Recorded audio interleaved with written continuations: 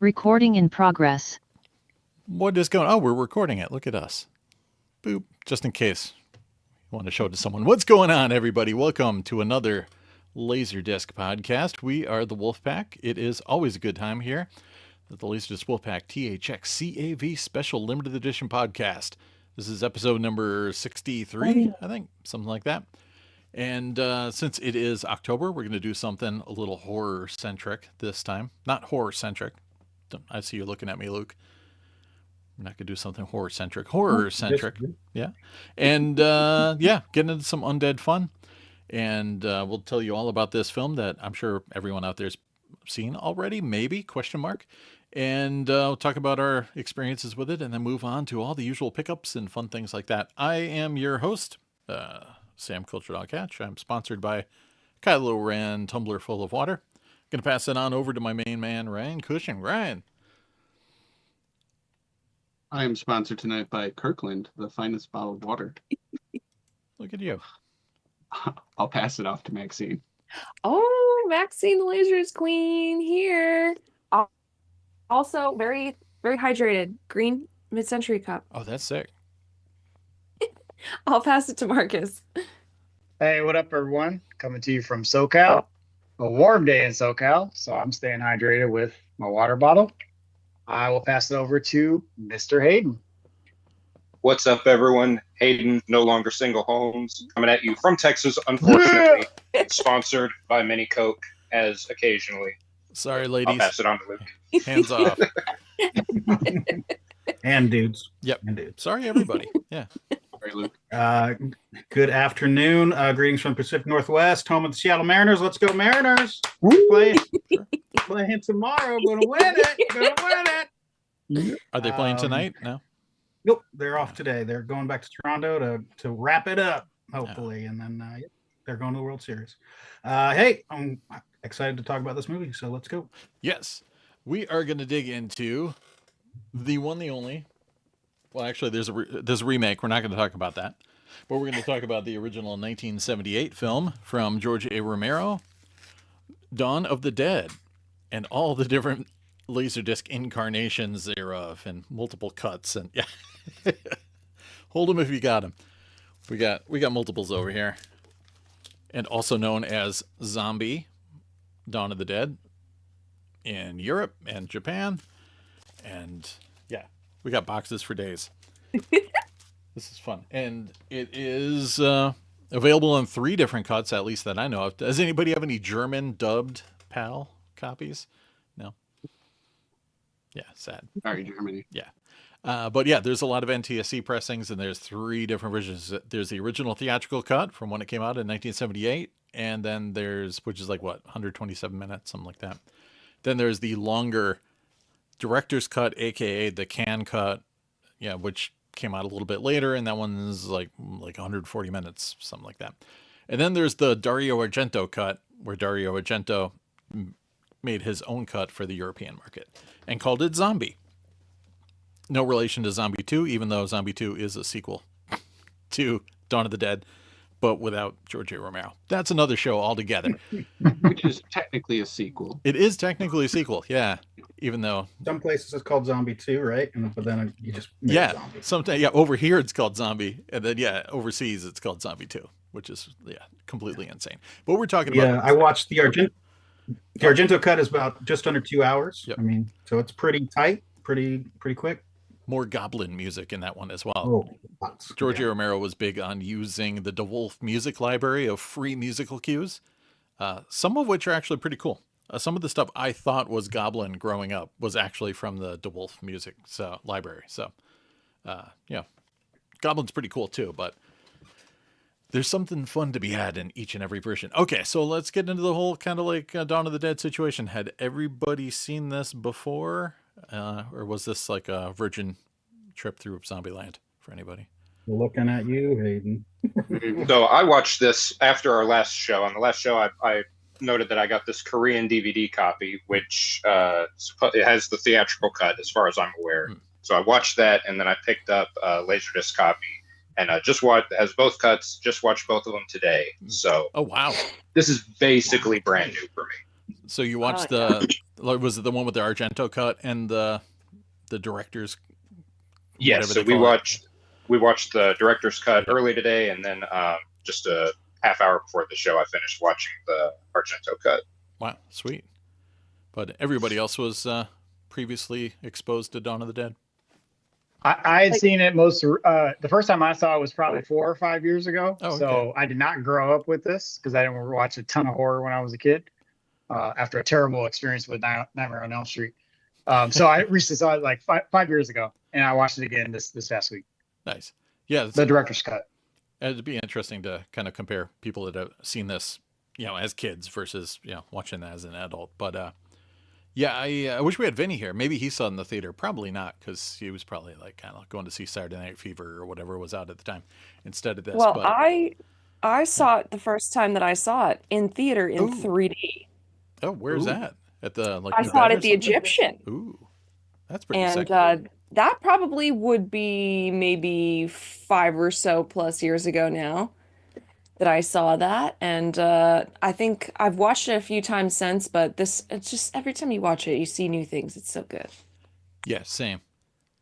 Ryan, do you have any of the old Jabroni US cuts on? I don't have the US You ones sold them? now. Yeah. I just get rid of them because I have 5 other versions, so Yeah. why do I need the US ones, especially when the box sets are gorgeous? I mean, when you look at it, this is probably one of the best represented like LaserDisc releases. Yeah. In terms of options and cuts and variants, like I can't think of anything else that has, 10 versions. Yeah. Love that Exactly. booklet. That's a fantastic Oh, booklet in the good. perfect collection It's, box. Art, yeah, little sketchy on some of the covers, but Yeah. like just great representation. Yeah. So did you watch it recently too for the podcast, or was it? Oh yeah, I watched the Yeah. conclusion cut. Now, is that just a port of the Elite letterbox? It says it's 3 minutes shorter, so Okay. I don't know what's missing. I don't know if it's music, but it's got this music CD Yeah. for all Cool. those CD collectors. That's Mm. pretty sick. Yeah. We Pretty love those cool. CD collectors. Yeah, Yeah. and it's pretty nice. It's letterbox, so it's very tight. Does it have like and- zombie stuff on the CD, or is it all the free DeWolf Music Library stuff? I gotta look it up. Yeah. I didn't listen to the CD because I'd have to like play it in a computer or something. Oh yeah. Look at that. But yeah, the Goblin stuff is pretty cool. Because of course Goblin worked with Dario Argento plenty of times in Italy. So the theatrical cut has like a couple Goblin tracks in it, but the Dario one that Luke watched is just loaded with Goblin music throughout. So it feels more like a Sick. Giallo. But yeah, Yeah, so yeah. Rocket, go ahead, sir. so I watched it probably early 2000s. I was not a horror kid either, but in college is when it happened for me, and so probably watched it on VHS the first time, and yeah. So I wanted to watch the Argento cut. I've never seen it. I'm going to tell you the truth. I watched it on DVD. I've had a burned copy of the box set forever. With Anchor Bay that I was all for the Anchor Bay one. Yeah. That's a really nice box. Yeah, I have that too. Yeah. I had the Zombie Perfect edition. I think I just sold it. I don't know, probably years ago. I should have kept it. I mean, yeah, Yeah. everybody wants it, so I understand the urge to make a quick buck, but it is a really cool Yeah. box set. Just yeah, we'll have to pop that open and show. Marcus had the insert in recently. The booklet's great because it's got a map of them all and everything, but we'll get into that as we go. But yeah, I did not see it in theaters, obviously, because I was a little too young. But I do remember being completely terrified by the trailer. The television even trailers always had the stinger of the elevator doors opening and the zombies lunging at the camera. It scared the bejesus out of me. And I remember clearly my mom had to go have like a minor surgical procedure at the hospital in Hartford, Connecticut. And I remember being in the elevator scared pantsless because like all I could see is the once those doors come open, the zombies are going to lunge at you. So yeah, I was primed and ready, but I didn't actually see it until sometime in the 80s on VHS, like a lot of people. Yeah. My dad had seen it and he was always wearing that shirt with like that Cliff Burton shirt with this guy on it. So I was always used to seeing that image.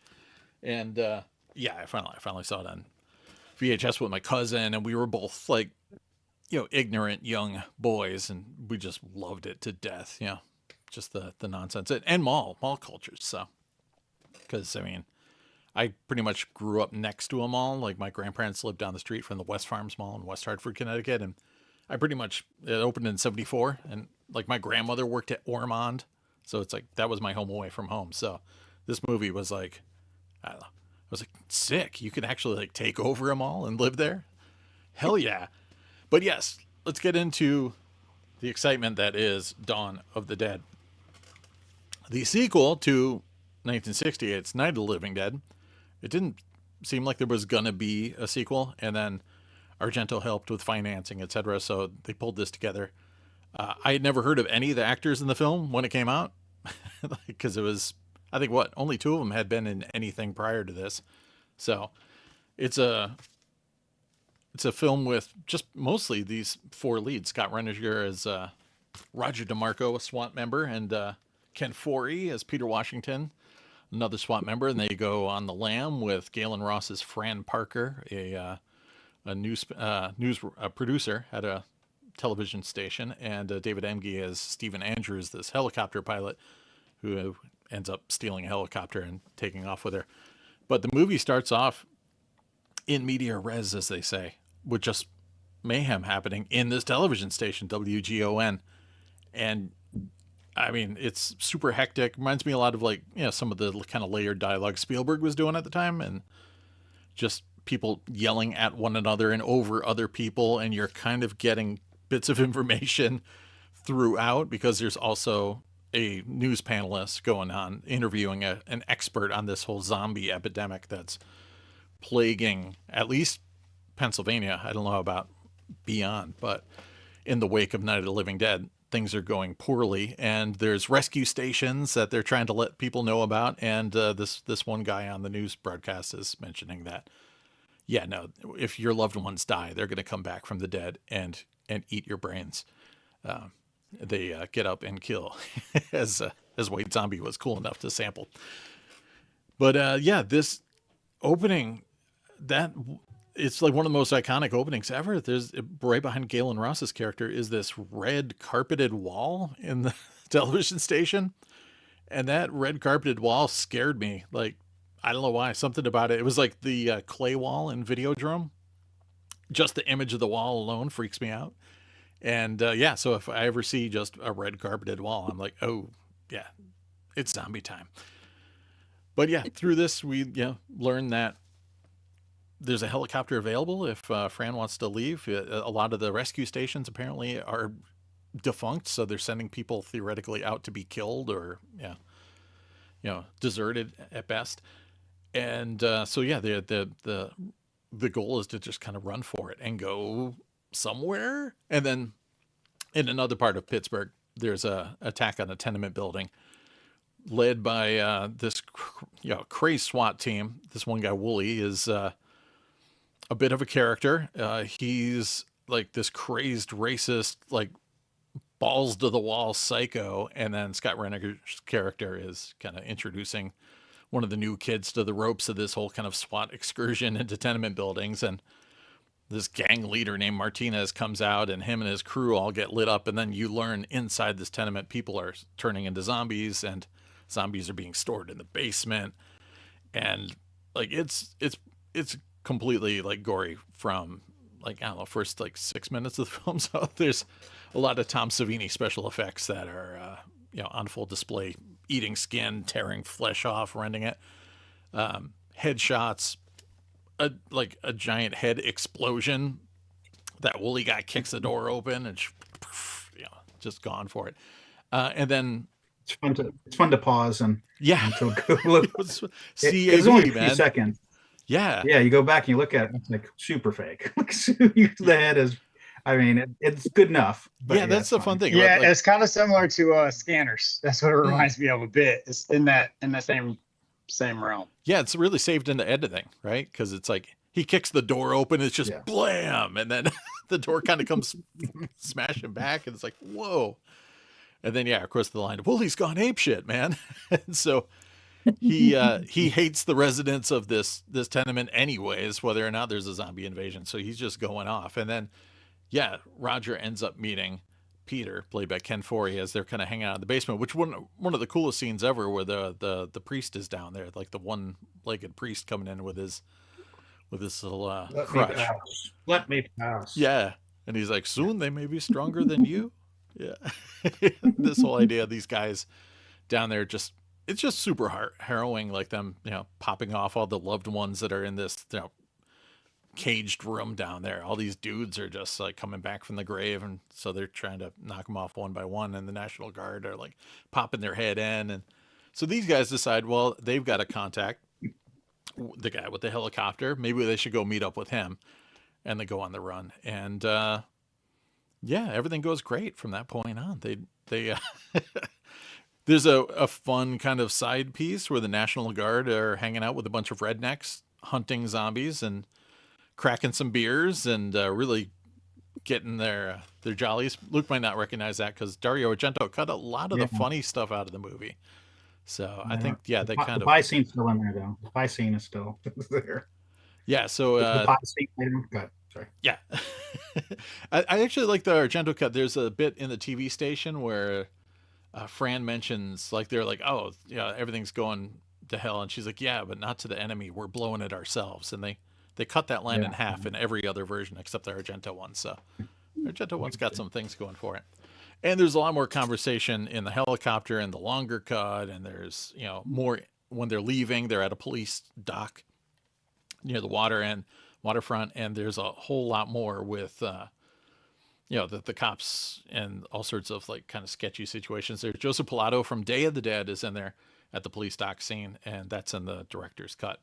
Now, is that character really supposed to be the same character as Day of the Dead? I don't think so. I think it's just a coincidence. Yeah, I think it's just a coincidence. Okay. It's the same dude. Okay. I was wondering that. And there's more character where, like, when they're flying away, you learn about who they left behind, and you learn more about Peter's brothers, and one of them's a ball player, and one of them's in jail, and like he keeps in, I think, and then one of them like left behind Galen Ross left behind an ex-husband. You learn that.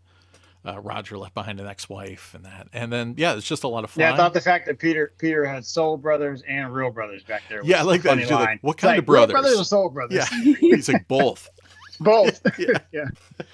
It was pretty cool. And then there's a refueling scene, which is pretty fantastic. Where they iconic. Yeah, iconic. Especially, I love when Flyboy Steven is just kind of trying to like fight the zombie guy, and he just does this weird spiral flop and then like falls down. So ridiculous. But yeah, it's super intense. There's dead kids inside this gas station, and then there's the iconic zombie who walks towards the helicopter rotor blades, and it doesn't go well for him. But yeah, I love that one. I was trying to figure out how those rotor blades could be so low. Like that's not real, right? They're not that low. If you're in the military. Well, it's because of how much taller his head is, Yeah, he's got like a big Frankenstein forehead. He's like 13 feet tall, or 20 feet tall. Yeah, he like kind of clambers up a couple boxes, right? Yeah. And then he climbed up some boxes. He's got a Frankenstein. It cracks me up. Minus the prosthetic forehead, he looks weirdly like Ringo Starr to me. That's just like Frankenstein Ringo Starr. Peace and love. Exactly. Yeah, super great stuff. And the longer cut is a little bit more explicit with Peter gunning down these zombie kids and stuff. It's like super intense. Yeah. But yeah, the ultimate moment is when they're flying and they discover a shopping mall, which again, at the time of this, it was like considered interesting and notable enough that they had to announce that, it's one of those new fancy indoor shopping plazas, like people didn't know what a mall was. Well, they were fresh. Yeah. This one was built in the 60s, the Monroeville Mall in Monroeville, Pennsylvania, outside of Pittsburgh. It was built in the late 60s, which is amazing because, that must have been the coolest thing ever in like 1969, going to that place. And I mean, they might have kind of future-proofed the movie in a way with malls closing left and right. If malls aren't a thing anymore, you might need it might be useful to be like, it's a shopping mall. It's a big indoor shopping center. Like, 10 years from now, that might actually be helpful. We'll have forgotten again. And sadly, the Monroeville Mall has now been bought out by Walmart, and they're planning on demolishing it. And so there's a lot of kind of rallying to get in touch with local politicians in Pennsylvania and try and save the Monroeville Mall.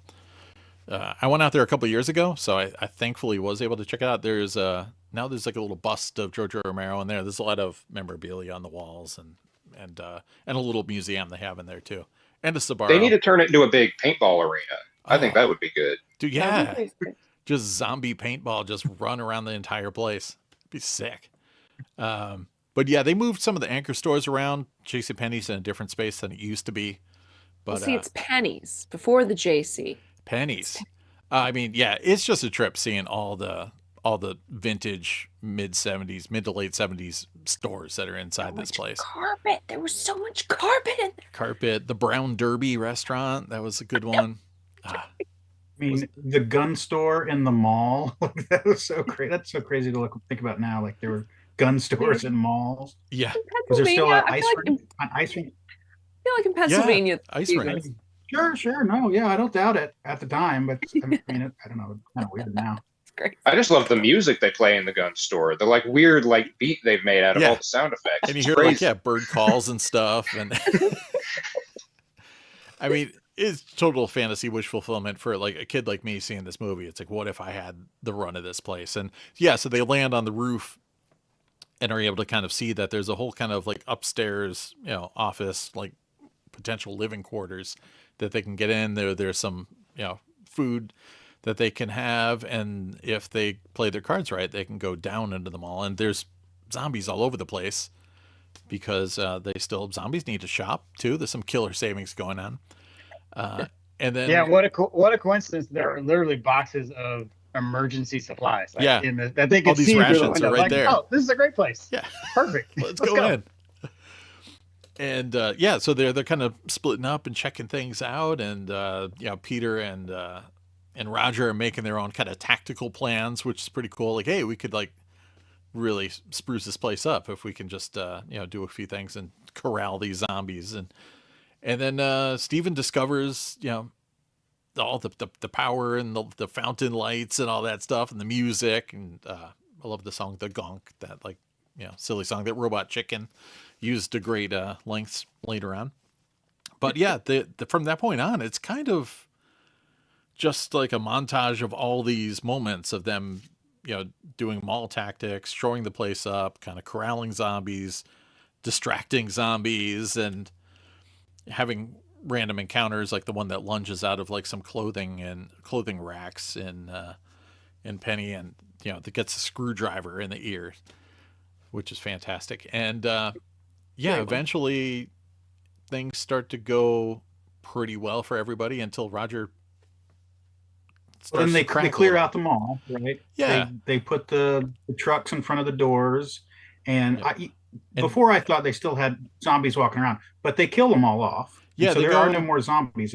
Yeah, once they close They off put 'em the in the freezer, doors, yeah. then Yeah. they and of course they've sealed. They make a fake wall so that nobody can even go into the hallway that leads to their upstairs kind of chamber. Because they say, oh, some vigilantes might come in the future. Yeah, That was their reason. nobody will Yeah. know. Yeah, because I mean, a lot the zombie apocalypse films, it's like the horror is usually other people before zombies, because these are traditional slow-moving zombies. They don't really have much of an agenda except for remembering that they shopped at one point, just kind of hanging out in this place. Well, they're coming back to the watering hole. Yeah, exactly. And there's some great, zombie characters. Of course, the big kind of fat guy that like falls into the pool, and Yeah. and I of mean, course, the Hare Krishna one. So, the Hare Yeah. Krishna Oh, zombie, and yeah. everyone's kind of got like a blue look to them. So they got I like like really the hues. aggressive face paint. It's really cool. There's a nurse, all sorts of fun characters, and Oh, the nun whose like piece gets caught in the door, and she's like, yeah. she like lets it out. But anyway, like everything I wanted to do in a mall, slide down the escalator, like, down the middle, without my mom yelling at me, Roger gets to do that. And they're like realizing, hey, this is a pretty good deal we have here. There's a gun store so we can load up on ammunition. And they had the convenient. cars Convenient. inside. And yeah, then they decide to go hunting all the zombies that are left over in the mall. So they take a car, and it's like, and at that point, Roger's gotten he started to crack a little bit, and he gets a little too cocky during their big truck mission. Him and Peter are out there trying to block all the entrances to the mall, and he gets a little careless because he thinks he's invincible at that point, and he gets bit. Spoiler alert. But he's still able to kind of help while they go around. They throw him in the back of this like hatchback, and like he's got guns, and they go cruising around, lighting everyone up. And from that point on, it's like the downhill kind of slope from there, because poor Peter has to take out his best friend, who because he's like, I'm gonna try, not to turn, and he was like, yeah, sure, buddy, I'm gonna. I want to say one of my favorite little moments is when they're picking up after they've killed all the zombies and they're carting away all the dead bodies. You see them, Steven and Peter are putting all the bodies on these like pallets or whatever and rolling them away, and then it cuts to Roger he's in his own cart as he's slowly becoming a zombie, just being wheeled around amidst the other zombies, because it's just a matter of time before they have to take him out. Yeah, a little foreshadowing there. Yeah. Pre-zombie. Yeah, I mean, it's kind of a bummer because it's like, Roger and Peter have this cool, relationship, and it's like they're like the cool guys, and because Flyboy's a bit of an idiot, and everybody thinks he's an idiot, tripping all over himself, and then we learn that Franny is pregnant too. So now it's like there's that whole concept of having a child in this post-apocalyptic zombie wasteland, and then she also wants to learn, because Flyboy's an idiot. She wants to learn how to fly the helicopter and shoot guns and do things and take care of herself. Yeah, some solid demands there. She's like, I'm part of this group. I want to. We're all gonna make decisions together. I'm not your den mother. Yeah. And then she becomes the den mother. And then she's like, I want to. What'd she say? I want to learn to shoot, and then she wants to learn to fly. Yeah. I was like, sounds good. Yeah. Yeah, that's smart. And then, but the child, maybe I remember seeing this again in the abortion line. I was like, oh shit. Yeah, they're going there. Like, do you want to keep it? Yeah. He's like, if you don't, I know how. I'm like, God damn. Yeah, I was like, what? Like, oh. Like, thanks for volunteering your skill set, but I mean, all the smoking and drinking she does in the movie, it might not be necessary. I know. That was just how it was. It's the 70s. Yep. I know. Yeah. I don't think they knew better back then. That whole portion is just like kind of really interesting. Like once they've actually cleared out the zombies and you realize, oh, it's just 4, now 3 of us. That's it. Like, we got the run of this place, but now it's like, oh, like this opulence and this fake luxury, and they're stealing all the jewelry and the makeup and eating out at the restaurants, and poor the Peter money, has to be the money, because money. They're going on dates. Yeah, they go to the bank and they steal all the money. Know. Yeah, I know, that's smart. Yeah, get that money while you can. But then, you kind of realize how little it means, and it starts to kind of get a little stagnant, and just in time for a biker gang to pick up on the fact that there seems to be survivors living in this mall, and they radio in, and they're a bunch of hooligan goofballs. Tom Savini actually portrays Blades, one of the bikers, and decides that they just want to share. And the things they get caught in a dumb way. They get caught because they're flying the helicopter on the roof. Yeah, they notice the helicopter's active. Yeah. So it's like, all right, there's obviously people in there, and then they try and like fool them, and then they're like, yeah, no, and they're like, yeah, you screwed up real bad. We're coming in. But I do like the idea that like their original idea is like, we're just gonna let them come. They're just like roving, savage. So they don't care about us. They just want They're gonna loot like whatever they can and move on. And because it's like they're like a roving army, as they say it. And so I like that idea that like, hey, if we just play it cool and don't pop off, like we can hole up and then just let them come through and leave. And instead, and that's what happens when the movie ends. And everything's good, and they're like, Fran has the baby, and it's cute ass baby, super cute baby. Yeah, the baby ends up solving the day. Like, it comes up with a cure for the virus, and yep, as a baby. Yeah, it's a baby. It's a real smart baby. But all the cigarettes and alcohol made him a genius. Yeah. But yeah, baby smokes. Babies. once the bikers come through, it's just an excuse for some crazy shenanigans, both bloody and I know the Argento cut doesn't have some of it, but there's like pie fights. No, it does. It does have the pie cut. It does have the and it has the guy with the blood pressure, the blood pressure thing. So good. Favorite, so stupid. Like someone's just like, why are you messing around with? There's someone shooting at you. He's Someone, a good, and he just keeps going back into it. He just really wants to know. I just imagine that all this is going on. And he's like, this is too much excitement for me. I need to know right now. I'm good. Like, this whole time he's been worried about there's no more doctor's offices. Like, if only I could check out my blood pressure level. It's like a kid. It's like a kid at the drugstore, really. It just 100%. realizing.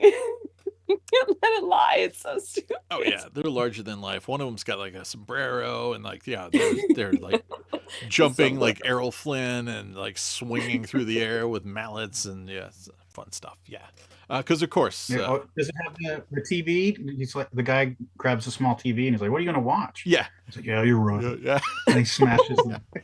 Because smashes the other TV. There are like pre VHS, pre LaserDisc. You don't pre LaserDisc. There is a sick like linear tracking like turntable in one scene.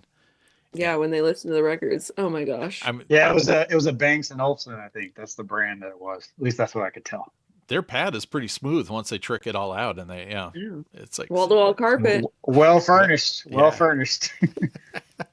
They put a lot of work into that. A lot of that's cut out of the Argento. Like all that, I remember the movie Breathing More, especially in the beginning. There's a lot more TV. And this was like cut.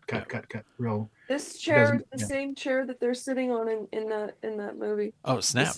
Same exact clear chair, same style. I'm part of a Facebook group. I think it's just called Dawn of the Dead, and there's dudes in there, and they just obsess over all the actual things that you can see in the movie, and they collect like the exact same like Panasonic alarm radio and the exact TV. So it's fun. The consumerist message of the film really took hold of them, and they're carrying it forward. And they just go nuts. Like ads for things that are in the background. They're like, "Ooh, I'm gonna buy that," and they're really just.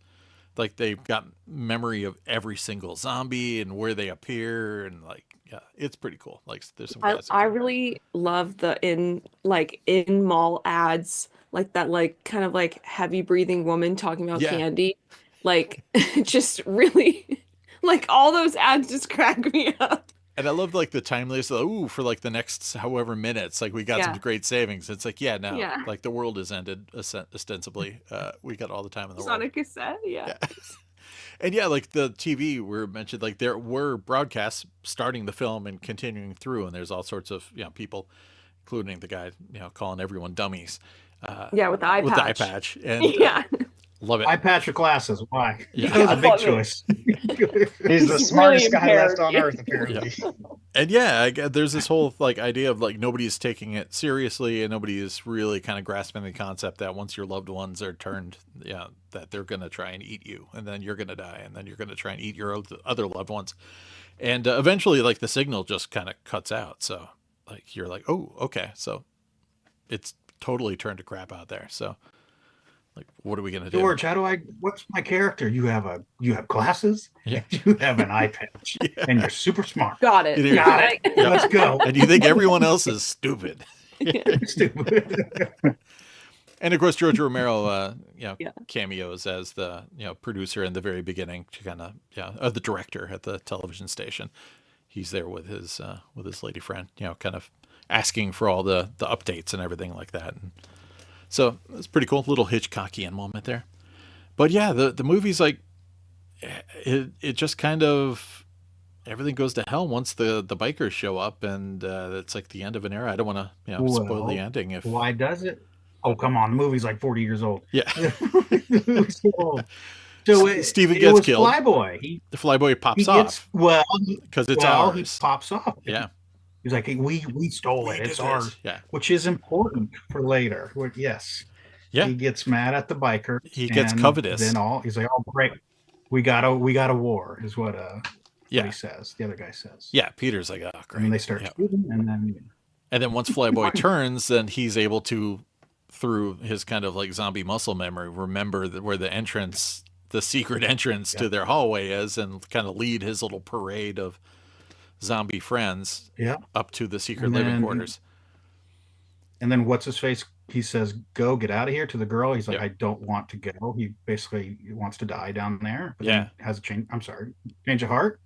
And then because it was going to be like the original version. Like the idea was he was going to commit suicide, and then Fran was going to like chop her head off in the rotor blades in the helicopter. And then I guess someone's like, "Yeah, that's maybe a little too heavy." So that's a bummer. That's a bummer. So is Peter the first Black person to survive a horror film? Can you think of another Black person in a horror film that survived the whole film before Peter? And I mean, I think he's the first. He doesn't even just survive; like he thrives, man. He's thriving. To me, he's like the best character. He really. made it. He made it the whole way. Yeah, he made it the whole way. Like, he's definitely my favorite character. I can't think of anybody, but he is definitely a take on the character from Night of the Living Dead, where the black man is telling him how to figure it out. Yep. And he almost did. Yeah. And he does. And I used to hate Night of the Living Dead because of that. I was like, oh, this is a big race kind of, the ending was like, what? But then I realized that George, he had somebody else and that guy fell out. Yep. And then this other guy came in. And so race wasn't a really issue. It was more of the fault of the government. He was a very anti-government, kind of anti-establishment kind of guy. So it's like this group, they're so dumb and they're coming in just shooting people. But anyway, yes. Yes. But and I love the kind of victorious moment when Peter decides he's going to live, and it's like this, super over the top, like stock A-team music. Like he's like, pow, while he's like kicking zombies' heads off and everything. Everybody, I love it.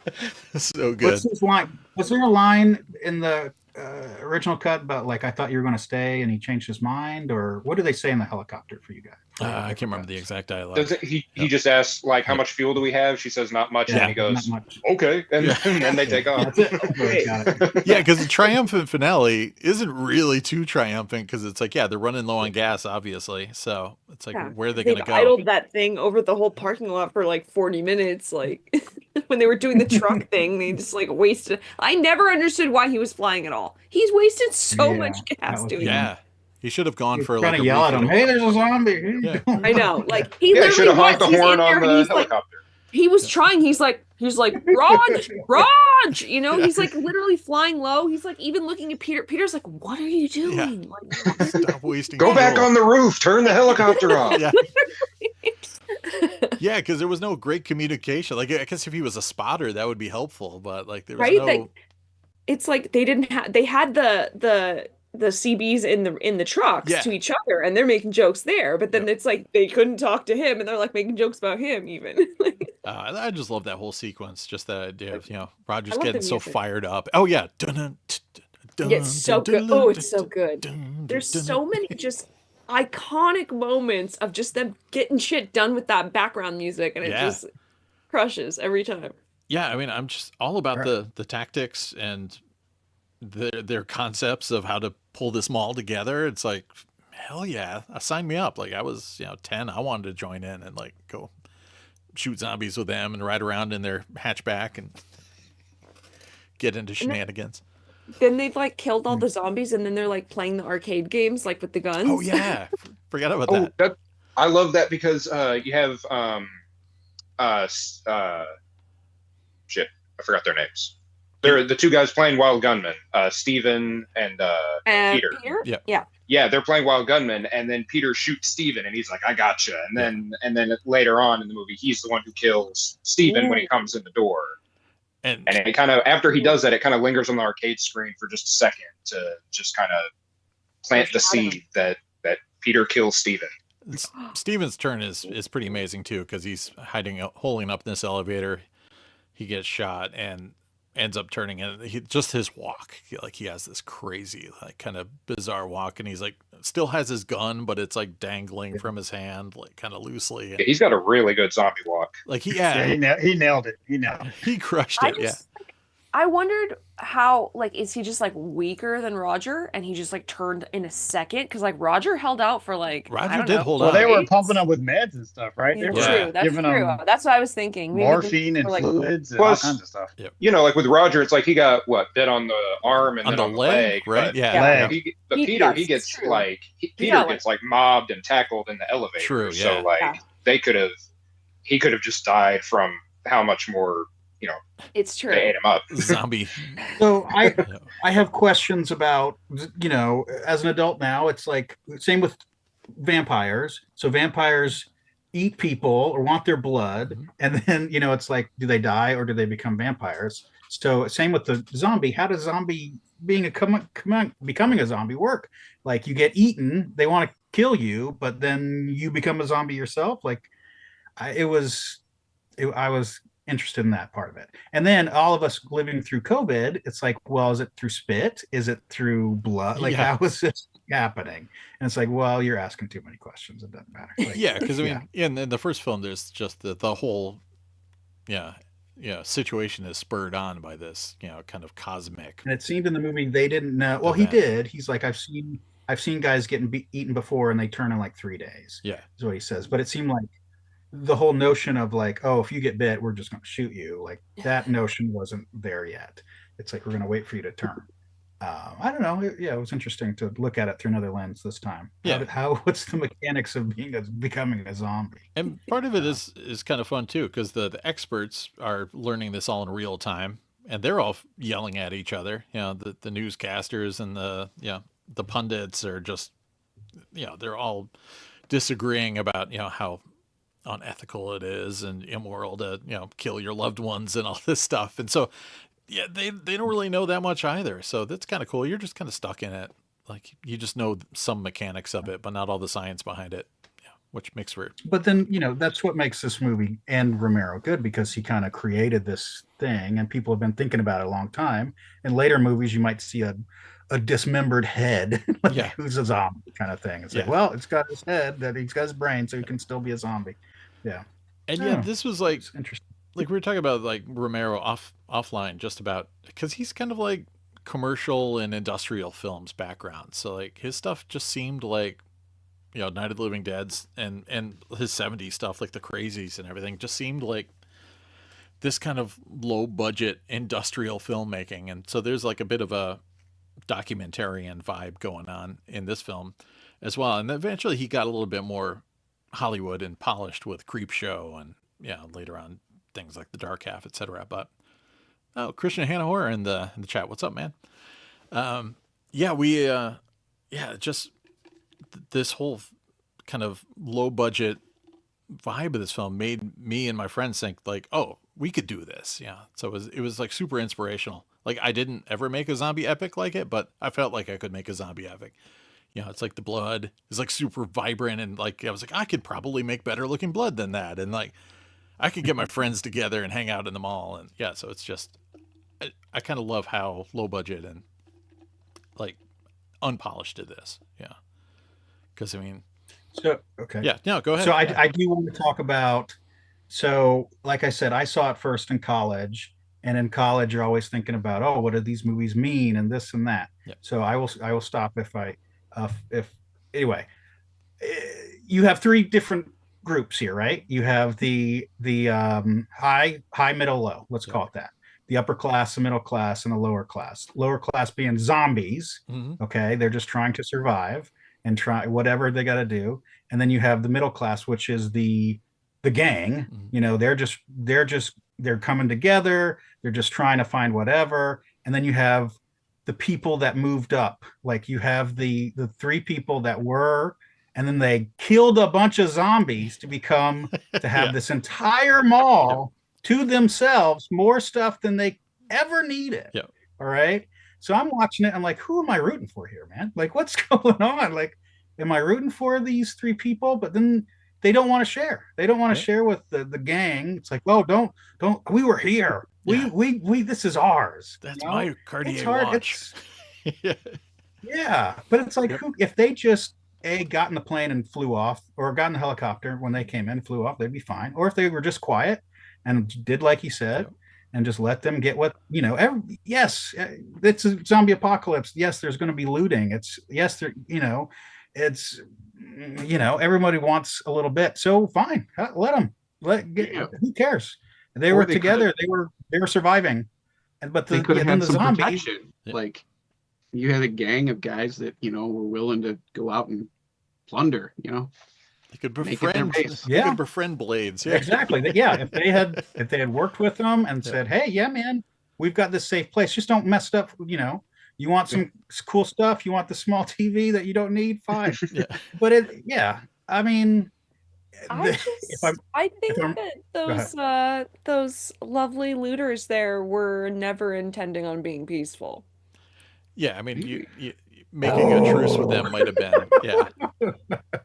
Yes, of course, but no, they didn't answer. They never answered the radio. They're like, "Hey, man, we see that you're in there, whatever." And I'm not saying they did the appropriate, like the looters are. I'm saying they are what they are. Okay.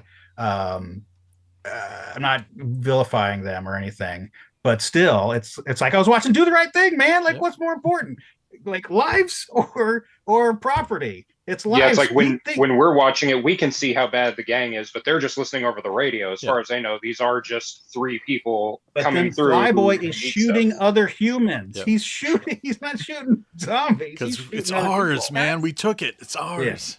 Yeah. But I think we got high on the same thing that Roger got high on, that sensation of like that being rich. Yeah. We whipped him. We whipped him. Yeah, exactly. Like that power thing, more than anything else. I think it's just that like power thing. And they got sick furs and stuff after. So yeah, that scene is really the yeah. So the thing looking about over their kingdom, got that out of the way. Yeah. Yeah. The thing about Romero, though, so I've been watching a lot of They Live recently, and I'll tell you about that later. Like the difference between Romero and Carpenter knows exactly what he's doing with They Live. He's like, there's no ifs, ands, or buts. But I think with Romero, he kind of backed into it. Like it kind of happened. He's like, I got zombies. What do we do? Like, I don't think it was that thought out. Maybe I'm wrong. So I don't think Romero's that great of a director. Is what I'm trying to say. Like, well, I mean, he compared to Carpenter, I mean, Assault on Precinct 13 came out before, and that's pretty low budget siege picture. Might as well be a zombie film, but I mean, scope and really, really kind of glossy in some regards. So same thing. Yeah, the lower class are zombies who are. I don't know. And Romero did run with that more in Land of the Dead in the 2000s, where he had, Dennis Hopper's, island estate, and that film, you're really not supposed to side with the people that live in the luxurious, high rise, and that one you're supposed to side more with the zombies because they're starting to become a little bit more self-aware, and so he does come around to Team Zombies. So well, yeah, because everyone was thinking it. I don't know. They're trying to get through the day, man. They're just that's just what they're doing. We should probably get into like all the different versions on LaserDisc and show them off and everything for those kids out there. I don't think anybody has any of the original US ones, but yeah, there we go. Perfect. They actually say it right on it. The Perfect Collection. And then The Conclusion, which has a CD. And it's a soundtrack. Yep. CDs are cool. And this one has both the Argento cut and the director's version, the director's cut perfect version, and the Dario Argento selected version.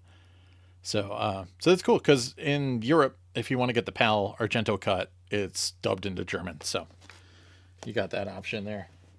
But then Elite in '96 did drop their versions, the CLV and that nice CAV box. Very, very nice transfer. Letterbox. And, of course, these are the original Japanese one from '85, which is the theatrical cut.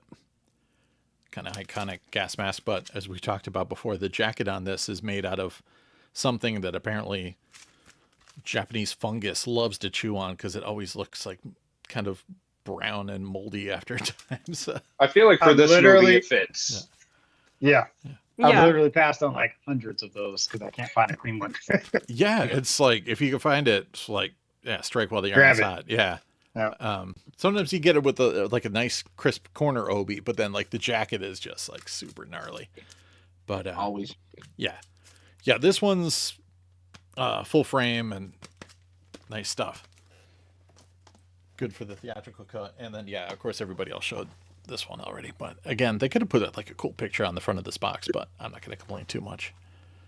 But it's got commentary track on here. It's got some alternate scenes from the Argento cut on here as well. The shooting script containing the original suicide ending. Behind the scenes photos, production stills, television spots, including the one that scared the pants off of me Wow. when I saw it on television. And commentary from Romero, assistant director Christine Romero, and special effects makeup artist Tom Savini. And there was like testimonials by Sam. Sam has a fan testimonial. Yeah, right. Yeah, I just insert them into every copy. I just like put a CD. Fan testimonial, right there. Oh yeah, from me. Oh, and then the Perfect Collection box too. I didn't mention has a cool like 20-minute interview with George Romero.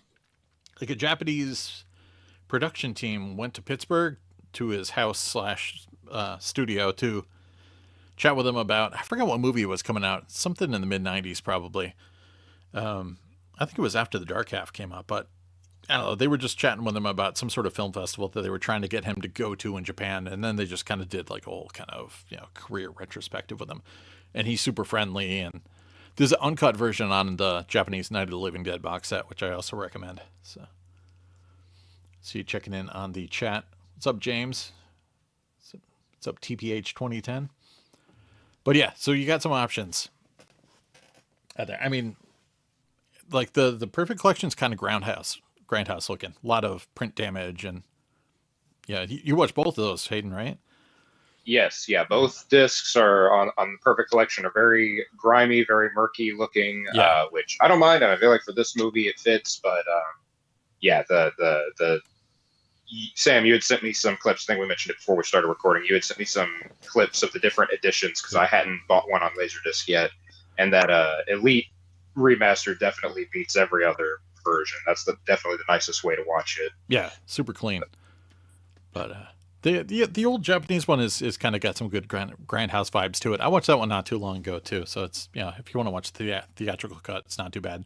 I don't know if the US ones are comparable to that, but of course they don't have burnt in subs, of course. But seeing if there's anybody in the chat with any Dawn of the Dead specific questions. Of course, everybody knows this movie inside and outside anyways, but we're here to tell you about it all over again.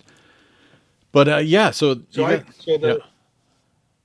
a 90s kid, the dad from this, I'm sorry, what I'm talking about. Ken Foray, the guy from this movie, is a famous dad from a sitcom. I don't know if any of you guys know it. Maybe Marcus, maybe you watch, or anyway, Kenan and Kel. He's the dad from Kenan and Kel. Nice. Oh my Get out of god! here. Really? Did not make that connection. Oh my god, that's so stupid. What? Oh my god, I have to see that again. Yeah, I mean, Oh my out of gosh. everybody in this film, like he really his career took He off. amps it up. So He hams it up in this movie too. Well, which of the four actors were in stuff before this movie? I And think Was Peter? Was Peter? I think he had one role, and maybe Scott Reiniger had one more. Yeah, there was like pretty much everybody was an unknown. Yeah, and nothing. I think Ken Foree was in Bingo Long before this, like maybe a year or two before this. So, and then after, his career just got, especially in cult and genre films. Working with Rob Zombie in a lot of projects, and including my favorite part in Rob Zombie's Halloween is when he's Michael Myers steals Ken Foree's jumpsuit. That's where he gets his kind of like iconic jumpsuit. Wow. Ken Foree's at the truck stop, just pulled his big rig in and goes into the bathroom, and Michael Myers is kind of shaking the bathroom stall, and he's like, he's talking about how many beef burritos or whatever he's had. And he's like, I appreciate it if you just let me pass this beast in peace. Yeah. I always want to say that, but nobody ever shakes the bathroom stalls whenever I'm at a truck stop. But I'm waiting for the one day I could use that line. I appreciate it, brother, if you would let me pass this beast in peace. So stupid. Good times. But yeah, so I mean, sound wise, it's just vintage 70s mono-tastic. That like there's no THX 5.1 or anything like that. So No, I had to literally dick around for a while because I realized, I have to push analog on my receiver. oh yeah, I forgot. Like this old version doesn't have digital sound or anything. So yeah, get ready. Well, I was watching it on my W1, and then I realized I had to push analog. So yeah, yeah. I mean, there's kind of no frills, but yeah. But I mean, it sounds cool enough. Like dialogue's mixed well, and the zombie, the goblin soundtrack comes off pretty good in the Argento zombie cut. But yeah. Was it all original music? Because it does kind of sound like they might have stolen some from something else, or who knows. Yeah, I mean, I don't think the goblin stuff was repurposed. I think it was, original for this, but and they just sound the same. They're very Suspiria. They got a vibe for sure. Yeah, but good times. Anyways, so there you go, Dawn of the Dead, aka Zombie, aka the best film of 1978. Go get a copy on LaserDisc if you can. Any final thoughts? Anything we missed? Can we talk about the remake? I don't think it's. I didn't think the remake was that bad. Zack Snyder. I mean, it's very different. No, I'm an apologist for it. A different way. Yeah, I like it. Zombies. I mean, when it came out, I enjoyed it. Yeah, I bought the DVD pretty quick. Yep. Hayden's coming back. It has more to it, more character, more things going on. It has a baby zombie, which is fun. It does have a baby zombie. That's some great stuff. Yeah. Hayden, you're and they get away on. Okay, there we go. You're back. I'm back. We're talking about the Zack Snyder Dawn of the Dead remake because Oh, I've never seen it. I don't really. What year is that from? 2004-ish, maybe. Probably 2000. Yeah, something like that. It's not bad. It's pretty good. I saw it in the theater. It's its own thing. Yeah.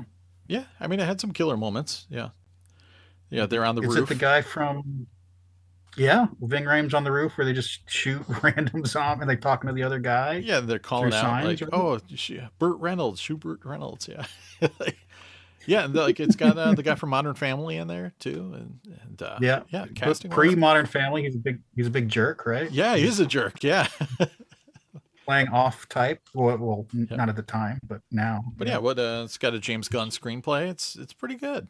So, again, it's Sarah Polley. Sarah Polley, pre-directorial Sarah Polley, and who was the other guy? They used the guy from American Gothic as one of the other leads. I forgot the actor's name.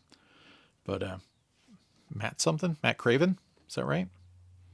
You in the chat remind me if it's not Matt Craven. Anyways, I mean it's kind of trendy to hate on that, but then I think there's a fairly vocal proponent of fans of that film. But again, it gets into the whole slow zombie versus fast zombie thing, and I don't know. Sometimes I'm like, why not both? Yeah. Send more cops. Yeah, send more. Yeah, because Ken Foray is in the remake. Ken is he's a televangelist. I forgot about that. Yeah, he does have a bit in there. Ah, man, his filmography is pretty heavy duty. I mean, he's got some good stuff. But yeah, and everybody else. David Emge passed away recently, but I mean, everybody was doing a lot of fan stuff. David, I know Ken Forey would show up a lot to the Monroeville Mall and do the kind of tours and stuff they would do routinely. So, and they still have like a Living Dead event every once in a while, at least until Walmart tears the place down. But so, get out there now while you can. So no, we need to find the petition and we'll put it whatever there is. Yeah, like Hayden's idea. Just turn it into like an adventure. Yeah, just run around the mall playing laser tag with zombies. Walmart, dude, is kind of an adventure. So that mall, how awesome were malls? How awesome were malls in your day, Sam? Like, what this was like you had the first malls, right? Like, yeah, my mall was nowhere cool as this. Growing up, even in its heyday, it was not as cool as this mall. Yeah, my local mall was one of the Tubman malls, and they were like the super stylish '70s ones where it was like, it looked like Cloud City essentially. So it was like hella futuristic. Like, you're like, ooh, I'm starring in Logan's Run when I go here. And like, just really aggressive architecture and stylings and stuff. So yeah, that was like my playground. And Tubman did a bunch of them in my area. But you know, it's 74, so it's pretty much that mall was there from, you know, they had a movie theater in there too. So that's where I saw Star Wars, was in that mall when I was a kid. So like all my memories, like pretty much it was in existence, you know, as soon as I started retaining memories. So that place is super cool.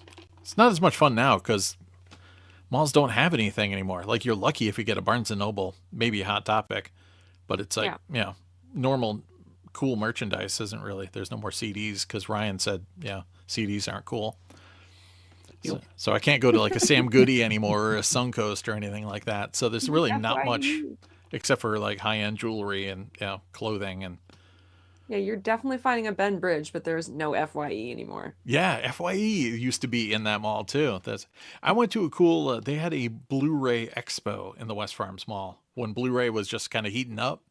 And they sent me there and they had like a whole demo with like the first Pirates of the Caribbean like playing on loop, because there was like a stupid video game you could play with your Blu-ray remote, and like they were trying to show you how interactive Blu-ray was. And I still have like the little promo. They gave me this little pamphlet and everything. And if you went to that, then you got a coupon that you could go to FYE and get 20% off a Blu-ray. So I'm like, yeah. So good Love times. it. Yeah. Cherished memories. But yeah, I got into a lot of trouble in that mall. That place was fun.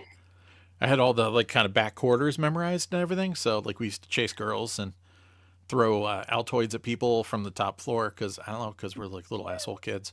But so yeah, so like we ever got in trouble, we knew we could like duck into the maintenance quarters and like run just the right way and then show up, like just pop up underneath people on the lower level and they could never catch us. And we're like, I mean, looking back, we were assholes, but at the time it seemed really fun. So yeah, the mall was life. Not so much now. I mean, my local mall's still pretty cool. It's got Newberry Comics and it's got a Barnes and Noble and a few stores, Box Lunch and Hot Topic. It's surprising some malls that are still going. You know, they're not all dead in any sense. You know, and different cities. Yeah, it's fun if you got like a cool Stranger Things type mall with the movie theater in it too and everything like that. But yeah, those are kind of dying. Yeah. Oh, you mean my mall that they filmed? Oh, dude, that's your mall, right? Yeah. Mall? That's my mall. Thank you very much. I worked in that food court. That's the Star Court. Yeah. Damn, you worked at Scoops Ahoy? Sick. Yep. No, I worked at some Philly cheesesteak place. That sucked. Yeah. Nice. Kick ass. All right. Well, we should probably, I guess, get into some pickups and stuff, unless anybody else has some more zombified topics. Yeah. It's fun. Watch it. Yeah. Pickups. I didn't get any pickups. I'm just going to cut to you. What's that, Ryan? There's no wolf pick? I was going to pick one, but yeah. You're letting the chat down now. Right. Like, keep it short like Argento. Yeah, exactly. We're tightening it up. So there you go. Yeah. Keeping the pace going. Yeah. Keeping the pace going. I mean, I guess we could have done like Romero versus like Creep Show versus Dark Half or something, but everybody's just going to pick Creep Show. Or like Night of the Living Dead versus Night of the Living Dead remake, and then everyone's just going to pick the original. But yeah. No. All right, let's move it on. Yeah. Anyways, yeah. All right, Max might have picked the remake's good. I like the remake. I really like it's late for some people on the West Coast. Okay? I know, right? It's real late. Wait, West Coast? The West Coast. I was up to like 1 last night in the movie theater, like a schnook. I was watching freaking Dawn of the Dead at like 1 a.m. Look at you. That's like the perfect time. Yeah. It was really. I watched Roof Man. I wanted to make a comparison about he hides out in a toy store in Toys R Us, and there's a kind of a hiding and consumerism type of thing. Anyway, nice. The movie was the movie. I like Channing Tatum. I think he's a good lead, but it was a secret rom-com in disguise. Like, what am I watching? I watched it. If it's Channing Tatum, you knew it was a rom-com. Come on now. I don't know. Yeah. Did you see Blink twice yet? Check that out. I did. It was good. That was good. Yeah. That boy is fine. We're not ready to talk about. I know we're not ready to talk about stuff that isn't. Yeah. Anyways, I didn't pick up any new LD, so I'm going to pass it over to Ryan for pickup. So get ready, Ryan. Oh, geez. I didn't give you time to prepare. Sorry. I mean, I'm prepared, but I wasn't prepared. Yeah. All right. Just half. We'll prepared. go quick. I'm going to show off some 8-inch discs first because I have a problem. We're going to start with this. It's anime. It's Pat Labor. I don't know anything about it, but the cool thing is it's got like a whole gatefold, and Wow. then on the back, it's talking. There's an LD single adapter in here. What? So hang on, this is the cool part. It's the full single, and it's got like little drawings and everything on it That's sick. that match the anime, which is really, really awesome. So That's sick. yeah, I found that, and I was like, okay, I'll get this. This is cool. I don't know what I'm going to do with it. I'll probably watch it once and never use the adapter because I don't need it, but I got it. I don't think I have any gatefold 8.5 or No, 8 me- discs there. That's Yeah. dope.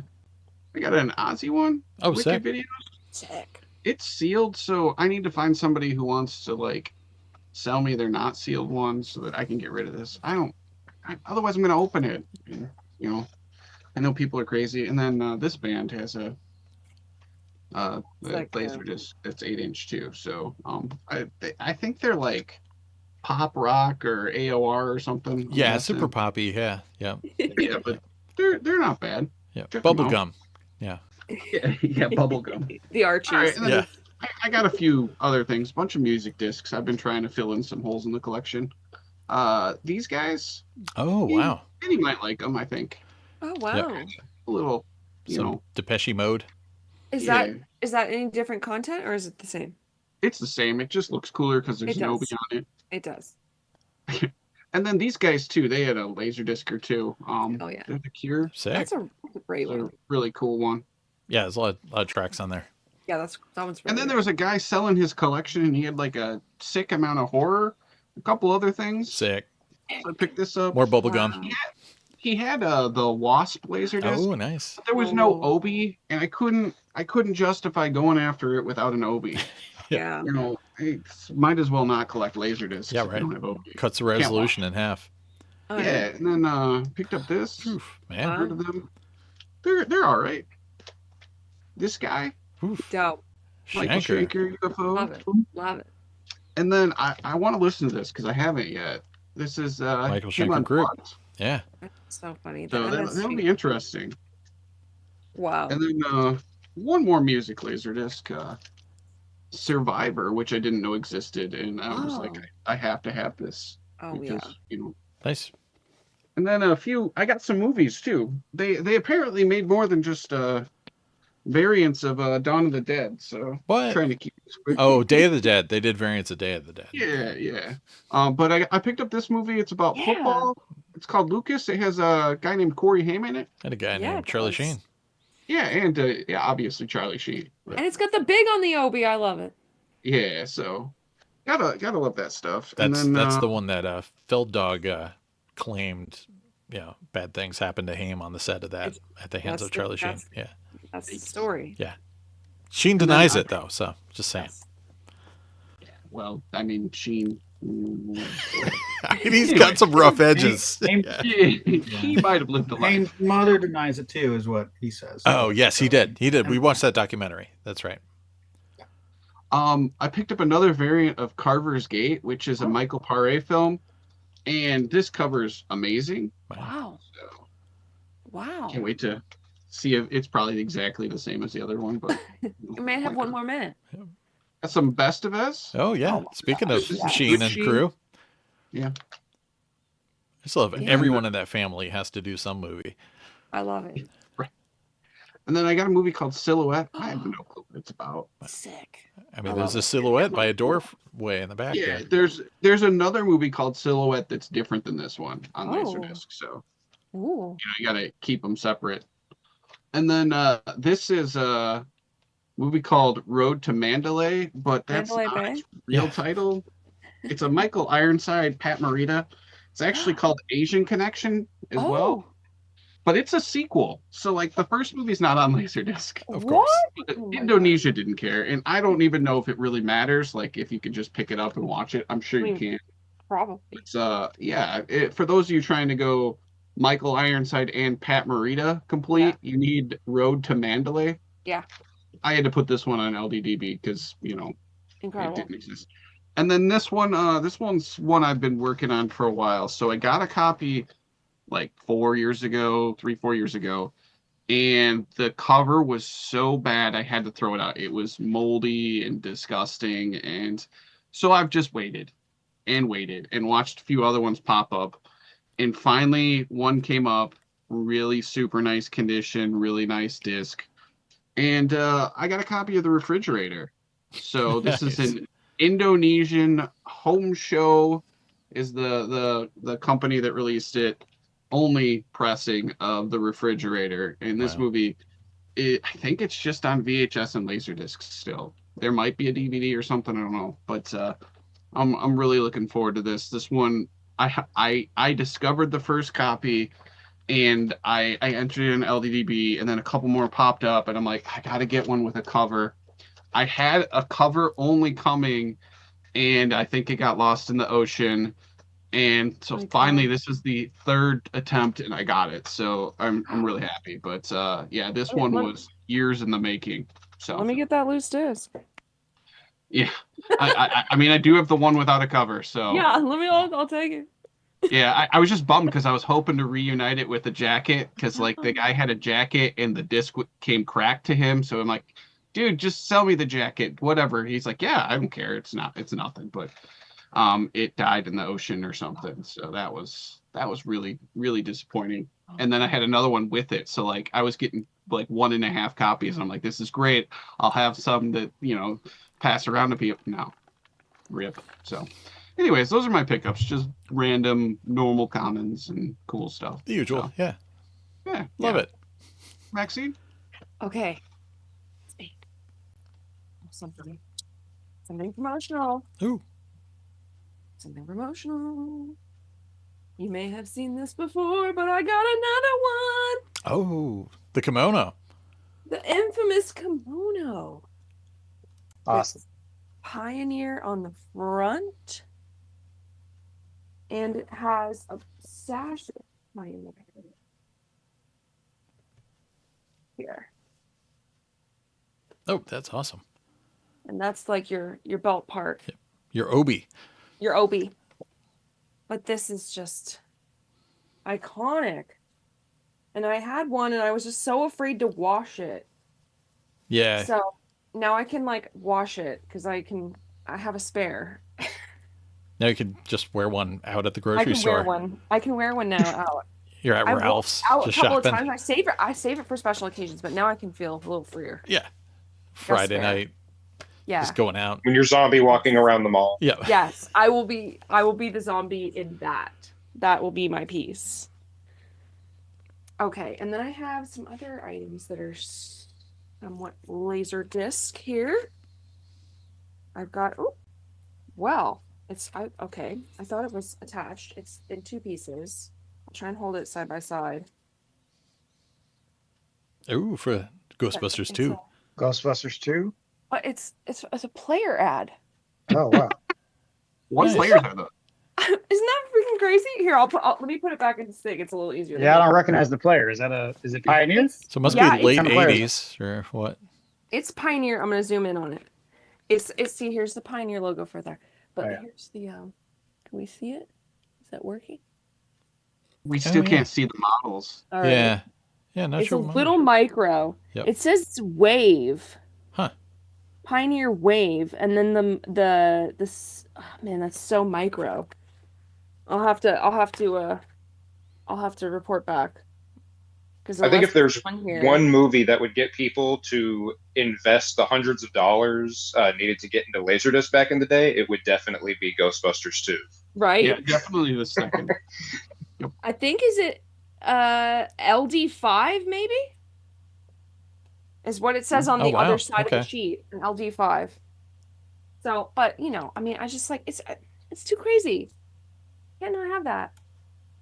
And then I got a random lot that had this just completely, who knows, 8-inch in here. Was it And gatefold?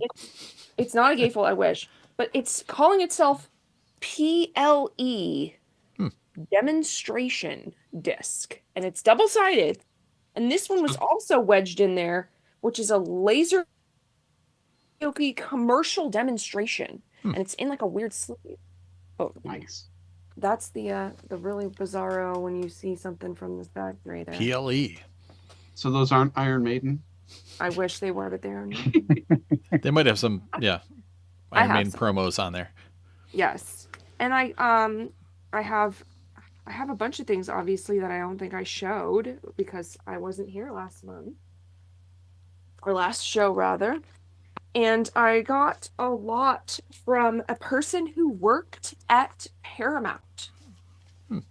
And so I got some of the infamous workout discs. Ooh. Hot damn.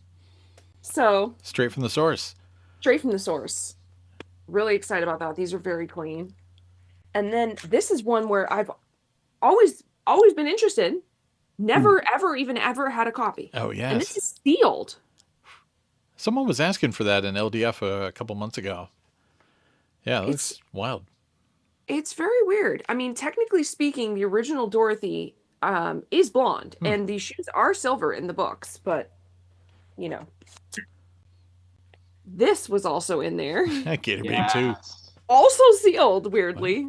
Is there a gator bait one? I don't know. Never seen it. There is a gator bait, but not on LaserDisc. Of course. Okay. Good to know.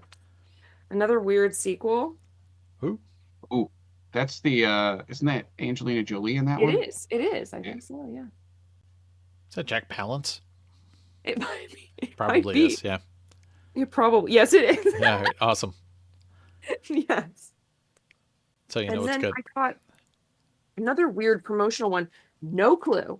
No clue. I have a couple of these ones with this stopwatch cover, but this is claiming it's Electric Avenue Ultra Smart from November.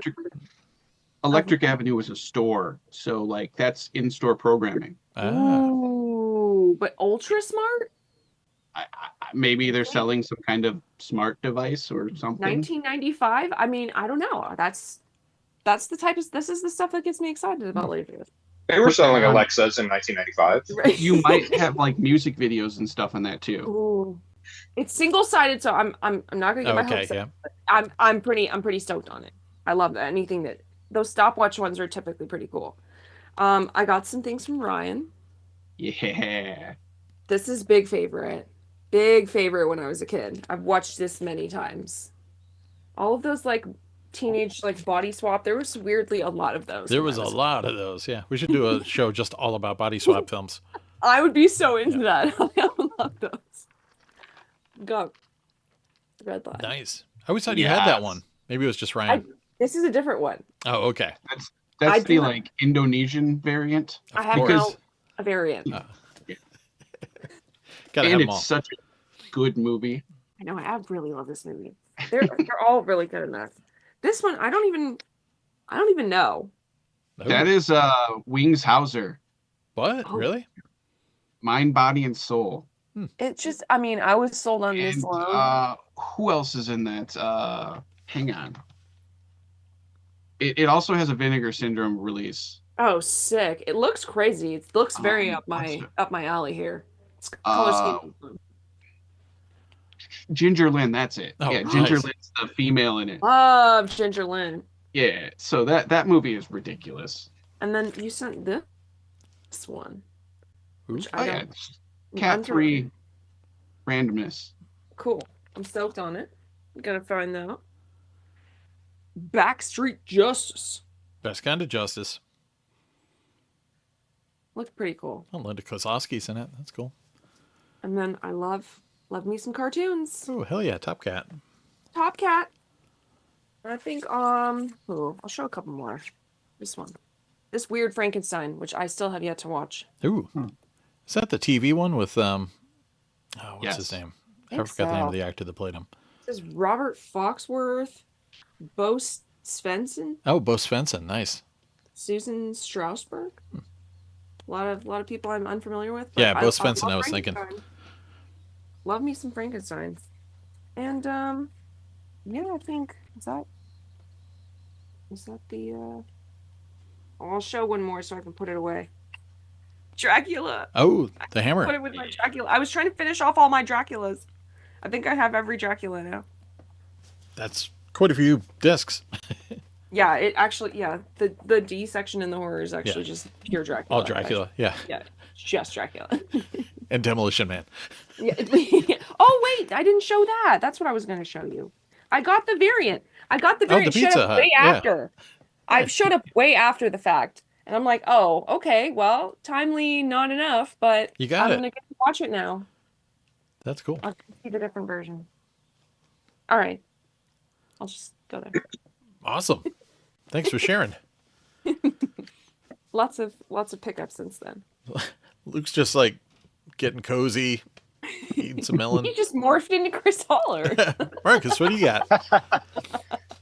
And it's All right, raining I outside. got a few laser discs, Yep. not a ton. But let's see. So R.I.P. Diane Keaton. Oh yeah, we didn't I mention that. know. But my wife, she wanted to watch Baby Boom, and she was very disappointed that we did not have it. Mm. And this past week, I happened to be on business travel in Arizona, in Phoenix, and stopped at the In Groove for records. Nice. And they had a Laserdisc box in the back on the floor, and this was in there for $2. So it was meant to be. Excellent. Meant That's to great. be. This one I've been after for years. For some reason, it's hard to come by. It's a music disc. But for some reason, this particular John Coltrane release is not easy to find. Ooh. I don't know why. Hmm. There's only 2 cuts on it, Naima and Blue Waltz. But this was the last one I needed for not the tribute discs, because I'm not really interested in those, but the ones that actually have Coltrane Yeah. performing. This was the last one I needed. How long is it? It can't be very long because there's only 2 cuts. Right. So I would imagine, I haven't watched it yet, but I would imagine maybe 10 or 15 minutes on each song. I mean, if he goes off, it could be up to Right. 15 minutes. Well, maybe Yeah. they just only made one pressing because it was so short then. Yeah, possibly. It's crazy. But cool. it doesn't really pop up that often. I've been looking for years. So I randomly just found one That's That's sick. awesome. on eBay, on the Bay. This one's from Luke. So last time I talked about Digipack, there's only like 4 of them for US. So infamous words I'm never going to use. So I'd like to have all Oh. 4 of the Digipacks. Sick. The Little Man Tate is one of the 4 US Digipack releases. Wow. So appreciate Luke for sending this to me. That's crazy. I don't think I've ever had that version. Wow.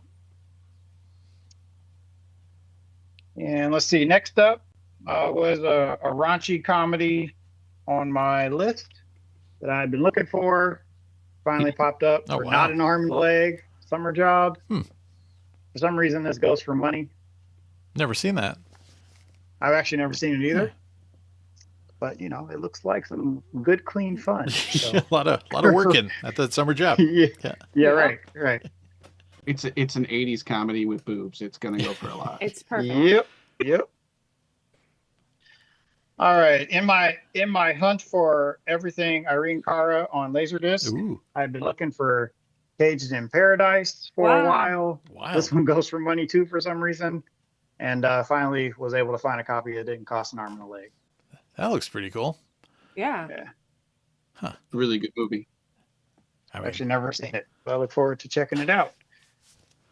Let's see, the record store also had some demo discs that were nice to pick up for super cheap without even paying shipping, just because I didn't really want to pay money for them. So the Pioneer Laser Optics 2, Big favorite. yep.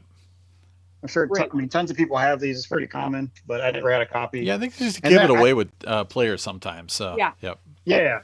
And then I never had a copy of a video standard either. And because this one came with the blue filter, Yeah.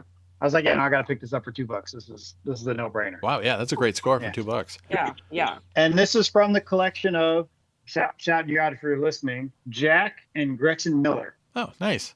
Shout out So to the Jack and Millers. Gretchen Miller. Both of these demo discs came from their collection. Wow. Love job. it. That was number 19 in their collection. Yeah. Number 19. Oh. Yeah. Exactly. Okay, the last 2 are really cool. So I also have a promo disc. This was in the bin at the record store. And it said at the top, Apple. I was like, what's this? and it was marked for $1. Oh, Whoa. geez. Yeah. And they honored that price. Wow. Okay. So I opened it up, or I pulled the disc out, and it says The Art of Visual Communications, Apple Computer. Oh, don't know if you can see that. cool. Okay. Damn, that's so sick. So then I instantly went to LDDB. I looked up the reference number on the label. Couldn't find it. I Googled the title. Couldn't find anything. But for $1, of course, I'm going to pick it up.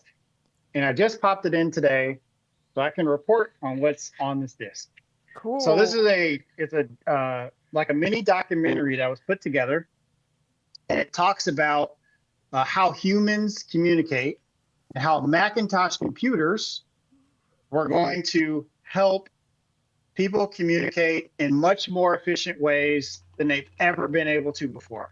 So basically it talked about how, you had to have a huge budget to create movies and those sorts of things. But now you could have a Macintosh in your home or at your business, and you could create reports, or you could edit, footage and videos that you shot on your with your video camcorders with Macintosh computers. And so to use examples of good examples of communication, they basically have a ton of Apple or Macintosh commercials, starting with the one in 1984, the Super Bowl commercial, on this disc. So there are like a dozen Macintosh commercials that are on this disc.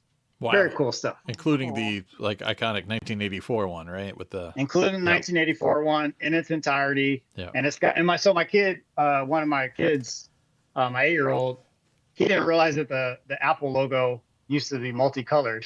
Yeah. He's like, oh, look at the rainbow colored Apple logo, because it's like all through there with like all the bylines at the end of their commercials. I mean, this is pretty cool That's awesome. to have this on LaserDisc.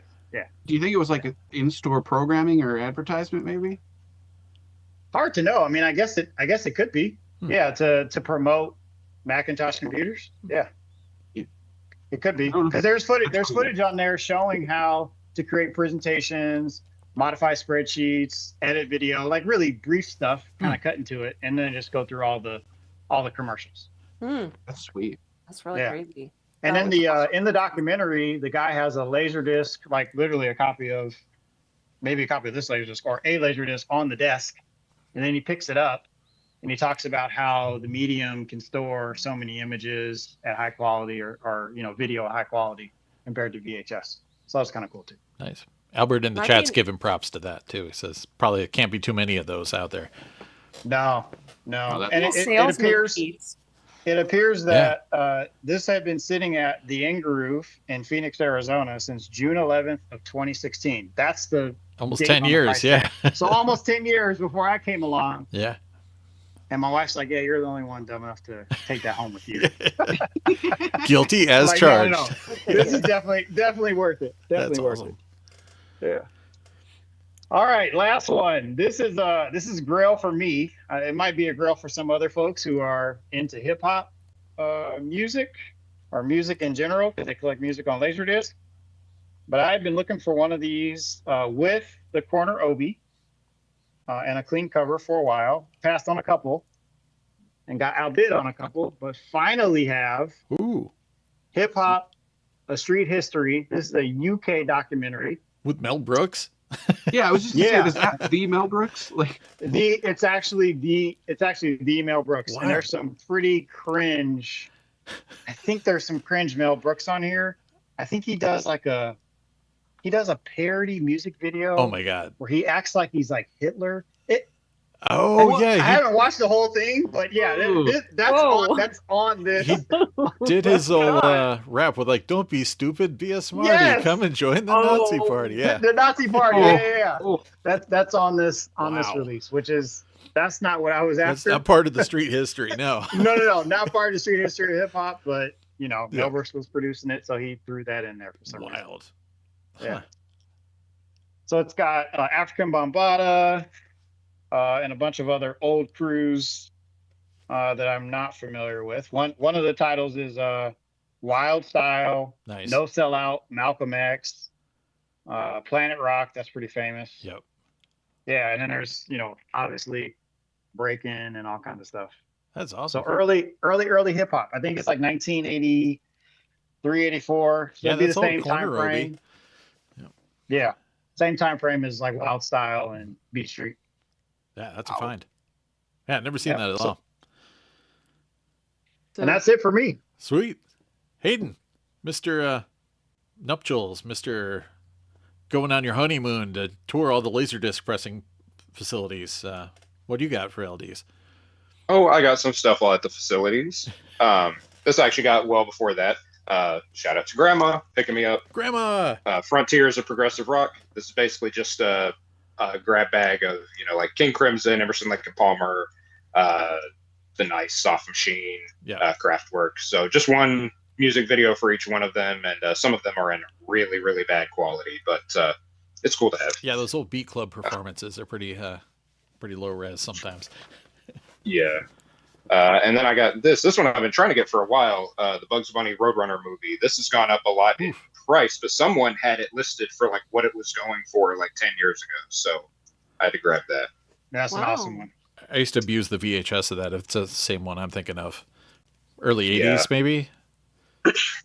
Yeah, there's, and it's weird. I don't think that's on, maybe I'm wrong. I don't think it has it might be in like a compilation DVD set or a Blu-ray set, but I don't think it's been reissued, gotten its own standalone reissue. It's just VHS, LaserDisc, and then it's somewhere in some box set. Yeah, maybe, I don't know. Also got Day of the Dead, which I've not watched yet. Nice. So looking forward to checking that out. Was going to try to fit it in today, but didn't quite have time. Hell yeah. And also got the digital remaster of the original Mothra. Stereophonic. So, yes, this is in stereo, which is cool because most of the old 60s era Toho monster movies are not in stereo, but this was one of the few that they did. So that's you can hear the twins, singing Mothra and stereo. Yeah. It's like they're really there. Yeah, look, they're in front of me. I got the old analog edition of Godzilla vs. Megalon. Oh, hell yeah. Very weird to me that this never came out in the U.S., considering most distributors in the U.S. thought it was a public domain movie. You'd think this would have come out at least once on disc in the States, but man, I want that picture on like a mural on my wall. Kind of like I Scarface with know. the sunset, but they I look want like that. They look like they're all friends. Yeah, they're having a party. Really... Jet Jaguars like busting a move. And,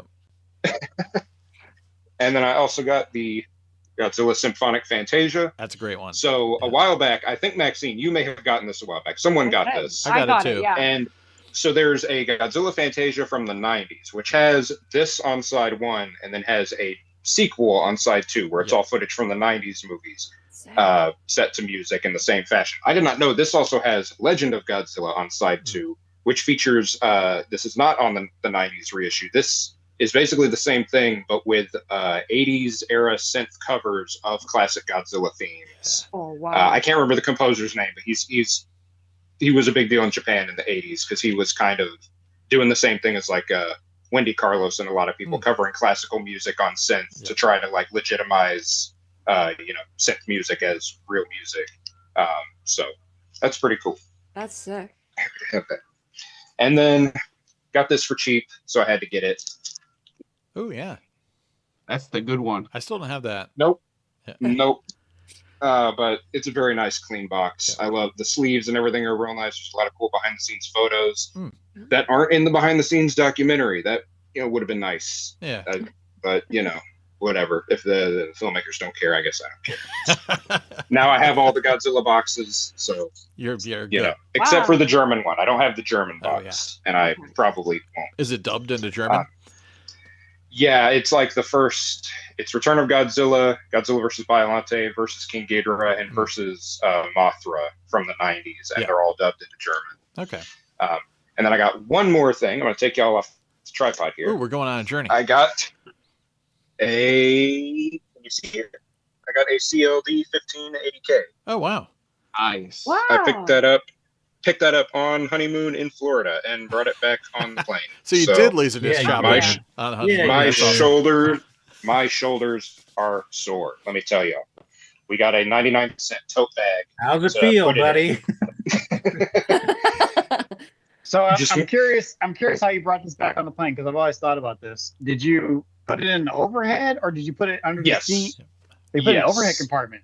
I was just scared to do bag, that. or did you just raw dog carry it? I was going to carry it, but my wife was concerned about that, and then my sister, who lives in Florida and was driving us to the airport, she was also concerned about that. So they made me cave and picked up a 99-cent tote bag to put it in, just so that I wouldn't have to carry it with both arms.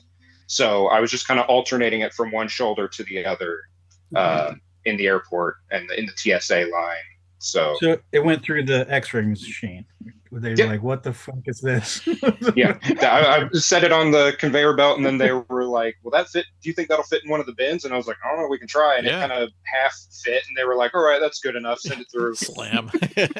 Whatever, don't care. Let's go. Yeah, but yeah, it survived the flight and everything. I hooked it up and tested it out. So it's a karaoke player, and the karaoke machine has like these buttons where you can change the pitch of the audio you're listening to, and it can do that to a movie. Yep. I was messing around with that, and it's like you can lower and raise the pitch of the film audio as you're watching it. So crazy. It's just weird. That's fun. But did you take like a romantic photo on the beach with like you and your wife holding the player? Dang it, I should have. That would have been good. You could post it in LD. Oh well. I'll let her know we got to go back to Florida. Yeah, get back to Florida, right kids. Yeah. Does the player have the light show on the top on those buttons? Some of them do the karaoke models. No, it didn't have anything. I mean, I don't have a karaoke disc, so maybe, but it didn't have any special weird lighting or anything like that. It is very quiet. The loading mechanism is the quietest I've ever had on a player, I think. So. Okay, Albert in the chat brings up a good point. How many LD players are in commercial flight and overhead bins, like on any given day? You were probably the one. I would have liked to have put it by my feet. That would have made me feel better, but they just would not fit at all. Yeah. So. Bummer. Yeah. And it would have been a good conversation. What day of the honeymoon? What day of the honeymoon did you find it? Was it like first day? Please tell me it was like first day. It was like second day. We went shopping. There was a record and retro stuff shop. They had it. I wasn't planning to buy it, but then a day or so went by, and I just started looking up the airlines like limits on size and weight for carry-on items, and started looking up TSA regulations, and I was like, "There's no reason I shouldn't be able to bring it." Yep. Worst case scenario, Miss Hayden Holmes, I'm sorry. This is what you married into. This is just the beginning. Just the beginning. Yeah. Frankie in the chat says you need a karaoke disc, so we'll have to get you one. So maybe Grandma can hook up. I can Maybe. provide that. Yeah. I have some really wild ones. Yes, I will. All right. Yeah, send them to me. I would love to watch them and not sing karaoke. 100%. That's exactly what they're for. I'd really like to get like a late night karaoke session, so I could just tack it on the end of an episode, like just 5 minutes of. I mean, we'll get demonetized probably because of copyright strikes, but yeah. Oh, actually, you know what? I take that back. I have one single karaoke disc. It's framed in our living room. It is a Korean karaoke disc. I bought it because the cover has a face that looks eerily similar to David Bowie. It's like a graphicked up illustration of a face, and the person selling it was selling it as a David Bowie disc. So that's why I bought it. That's great. And then there's not a single second. It's all Korean music videos. So not even a cover of a David Bowie song. So. That's fun. And do you read Korean text? So can you sing along? I know what it looks like. Yeah.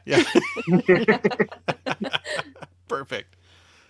Wow, that's pretty awesome. All right. That's it for me. Luke, what do you got? Okay, I only have two. There was a record store across the bay for me. He had some LaserDiscs for a while, and the other day he had a CED of The Visitor up, which is pretty cool because it was only on CED, not on LaserDisc. The Visitor, the weird John Huston movie where he's kind of like got anyway, it's super weird. Anyway, I saw it and I was like, hey, do you have any more? He's like, oh yeah, happened the guy came by and sold a bunch, and come by tomorrow and I'll bring some out. And I went by the next day, and of course he didn't pull them out, and so he's like, yeah, just go on back there and look for yourselves. I had to dig back there.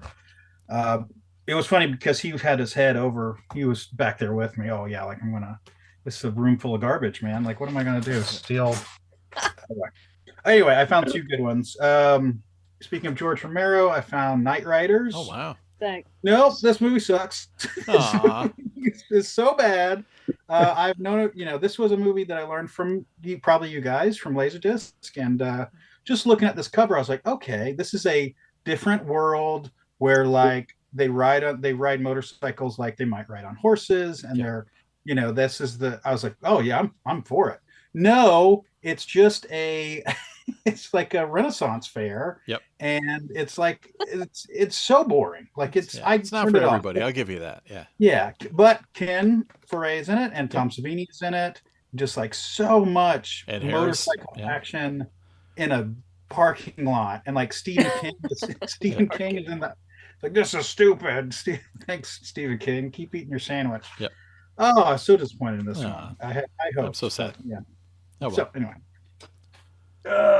And the other one I found was Grumpy Old Men. So yeah, I'm a big Jack. This is just the regular Grumpy Old Men. Nah, that's gonna be enhanced I for love widescreen television. No, it's the thing. It's the thing. Yeah. It's got the box in there, and it's so much. It's whatever. Anamorphically enhanced. Yeah. We have such a ridiculous. I'm going to take a pause break real quick. We have a ridiculous hobby, guys. Like, Yeah. when we Grail. like, I got Grail. This That's is a it. Grail. I found It is. I got it, guys. I got Grumpy. Old After Men. flipping High over fives. 1,000 High copies, Yeah. you found one. Congratulations. It's a Christmas movie. Yep. It's relevant. And you don't even have to actually a watch good it. That's film. the best part. You just got to Why own do they it. hate each other? Why? Like, she comes over in the middle of the night. That's so weird. They're all weird. Like, why am I watching this movie? It's old men. They Well, do weird things. You're not old. You're not old enough to understand, I Yeah. guess. It's all gonna click in like 20 years. Okay, it's fair. I like Snow World movies, so Yep. it's whatever. Whatever. I watched it for the first time last Christmas and actually really liked it. Yeah, I like both of them, but yeah. I was I'll excited never to find watch it, and I spent way too much money on it. I'm gonna But save that- this for the future episode 20 years from now when you're like, hey guys, remember when I said I didn't get I really get it now. I'm so glad it's anamorphic too. The anamorphic part is fun. Like, cool, it really right? is. Yeah. Yeah. All right, that's it. That's a rarity. That's great. That's great. I love it. Grail. That's awesome. Yeah. All right. We have such a weird hobby. I love it. I mean, yeah, I won't argue that. I mean, it's No. so niche and strange. And anyways, hot topics. Let's tear through some hot topics. One, if you collect gear, give your amplifier some air. Somebody had like a Pioneer receiver with like a LD player and like 5 other things stacked directly on top of it, and I'm pretty sure it has top vents. Give that stuff some air, otherwise it's going to get cooked, because eventually your caps are all going to dry up and it's all just going to go on you. So give it some air. Oh, Hayden just went to go put some air on his receiver. Did you have stuff stacked on top of your receiver, Hayden? No, I had to switch earbuds because the one I had in was about to die. Oh yeah, there's that too. That's just a little 12 pieces of wood I have on top of my receiver. Yeah. I move those bricks. I had like one Better kind get of, all that stack of dryer lint off the top of my receiver. I had a janky setup where I bought a bunch of like PVC pipes from like Home Depot or something, so I could like stack something on top of my amp, and it gave like 4 inches of space there. It looked kind of like goofy, yeah, because it's like, why is there like a pillar like set up to, yeah, but it's like it gives it air, man. You can get those cooler things. There's a couple, like Rotel makes one, and some others that has like a down blowing fan, and it can monitor the temperature in the rack, and if it starts to get too hot, it clicks on and starts blowing air downwards into your gear. So if you want to get really fancy. Yeah. I have that exact thing. I have 2 of them. Oh, cool. In mine, because they make multiple versions. Mine sucks air from Oh, the okay, bottom, yep. and then it vents out via the front. That's awesome. But they have so many different configurations. You can get venting out the back. You can get blowing air if you want, sucking air, Yeah. all kinds. That's cool. Yeah. Did you like find them on like Craigslist or Facebook or something, or? No, I got it on Amazon. Yeah. I'm trying to remember the name of the company, That's awesome. but they're pretty pricey. But it keeps my Rotel gear Yeah. in good shape. Got to go Rotel. Yeah. But yeah, don't put because I feel bad for people put their players on top because it's all that heat's probably also it's cooking the AVR, but it's probably also drying up all the caps and the power supply of that LaserDisc player. So I usually just put a bag of ice on top of my receiver before I watch anything. I mean that's good. Condensation doesn't cause any problems, right? There's no drips down into it. Yeah. I don't think so. Yeah, no. Yeah. Sparks? Any sparks? Just a ye old bag of ice. Yep, that works. Yeah, we mentioned we lost Diane Keaton, so spin your Diane Keaton disc. We also lost Drew Struzan last week too, artist of freely so many killer jackets. So spin your. And breaking news: we lost the bassist from Limp Bizkit. I mean, is that LaserDisc sent? No, it's just you want to talk about important people we lost. No, important people that were on LaserDiscs only. Ace, I mean, Ace Frehley. Ace Frehley is on LaserDisc. I think Limp Bizkit made it onto one of the jukebox. I bet they LaserDiscs. did, right? At least Yeah, one, so- probably. Yeah. But yeah, Okay, shout out to Ace too. Who else did we lose? Any other luminaries since last? Probably quite a few, but yeah, not going to get into that. But yeah, spin your Drew Struzan discs and your Dan Keaton discs and your Ace Frehley discs. Here's one. I don't know if anybody you guys had. Somebody asked recently about the Ghostbusters reissue from Columbia that came out in the late '80s. They used to port over Criterion transfers. They had Lawrence of Arabia letterboxed, and I think it was the same as the Criterion. But is that Ghostbusters the same as the Criterion transfer? Does anybody know? You talking about the letterbox one? Yeah, that came out in '89 or something. I watched it. It's really nice. I didn't really pay attention to whether or not it was the same. Yeah, but it's I just decent, thought it right? was nice. Yeah, no, it's very nice. Okay, cool. So it's an alternative if you don't want to shill out for the Criterion. I mean, neither one of them are super expensive. I didn't think, but Yeah, I mean, yeah. What's the CAV Criterion going for now? Anybody sold one I recently? mean, it's probably a little bit more than the blue, at least. Yeah, the blue's pretty easy to find, right? Yeah, Yeah. blue's pretty common. Isn't the CAV a rotter? It I'm is. trying to remember. Yeah, It is. it can Yeah, be. So you got to get it tested, right? You buy it if it's only if it's tested. Yeah. Yep. So, yeah, check that out. But yeah, good to know because somebody was asking about that. I don't have that, or I don't have that old Pan and Scan collector's edition CAV set either. But I mean, the jacket's pretty cool. But oh yeah, what else was going on? Tariff updates. We got to do some of those, right? Ryan, you've had some good results with waiting to pay until they're here in the States, right? So the first box I got, I didn't pay because I'm I don't want to pay it up front. Yeah. And then it was nothing. It was $18 or something. I'm whatever. Yeah. And then the more expensive thing was I got a box from Indonesia, and even though they declared the value at $10, I was tariffed $33 on that. It was That's insane. funny. Huh. But I mean, it's still so cheap. When you divide it by 30 discs, you're well, it cost me an extra 40 cents a disc or 50 cents a disc, whatever. It's it sucks, but Yeah, there's worse things. So I'd imagine it's probably just best to just pay the carrier. yeah, I have not prepaid on any of them. Yeah, It seems like the prepay might be a little more expensive. that's kind of my theory is that they're kind of bumping it up a little bit or guesstimating a little bit. So I think you might be paying more if you prepay. Exactly. Yeah, I paid a lot more than that for the discs I got. You I got didn't robbed. get Frontier Progressive Rock. Grandma got that, and then Yep. Bugs Bunny Roadrunner movie. I got that separate. Yep. All the other discs were in one package, and I paid. I got UPS shipped it, and the tariff I had to pay was $50 Oof. for this pretty small package of stuff. So No, hella don't consistent. Who reaches out I to you ship to pay it? How UPS does that and work? don't prepay. They send me an invoice when they hits customs. Hmm. You just pay it online. Fool's Day, the Yeah, that's what I The did. carrier. UPS. Yeah.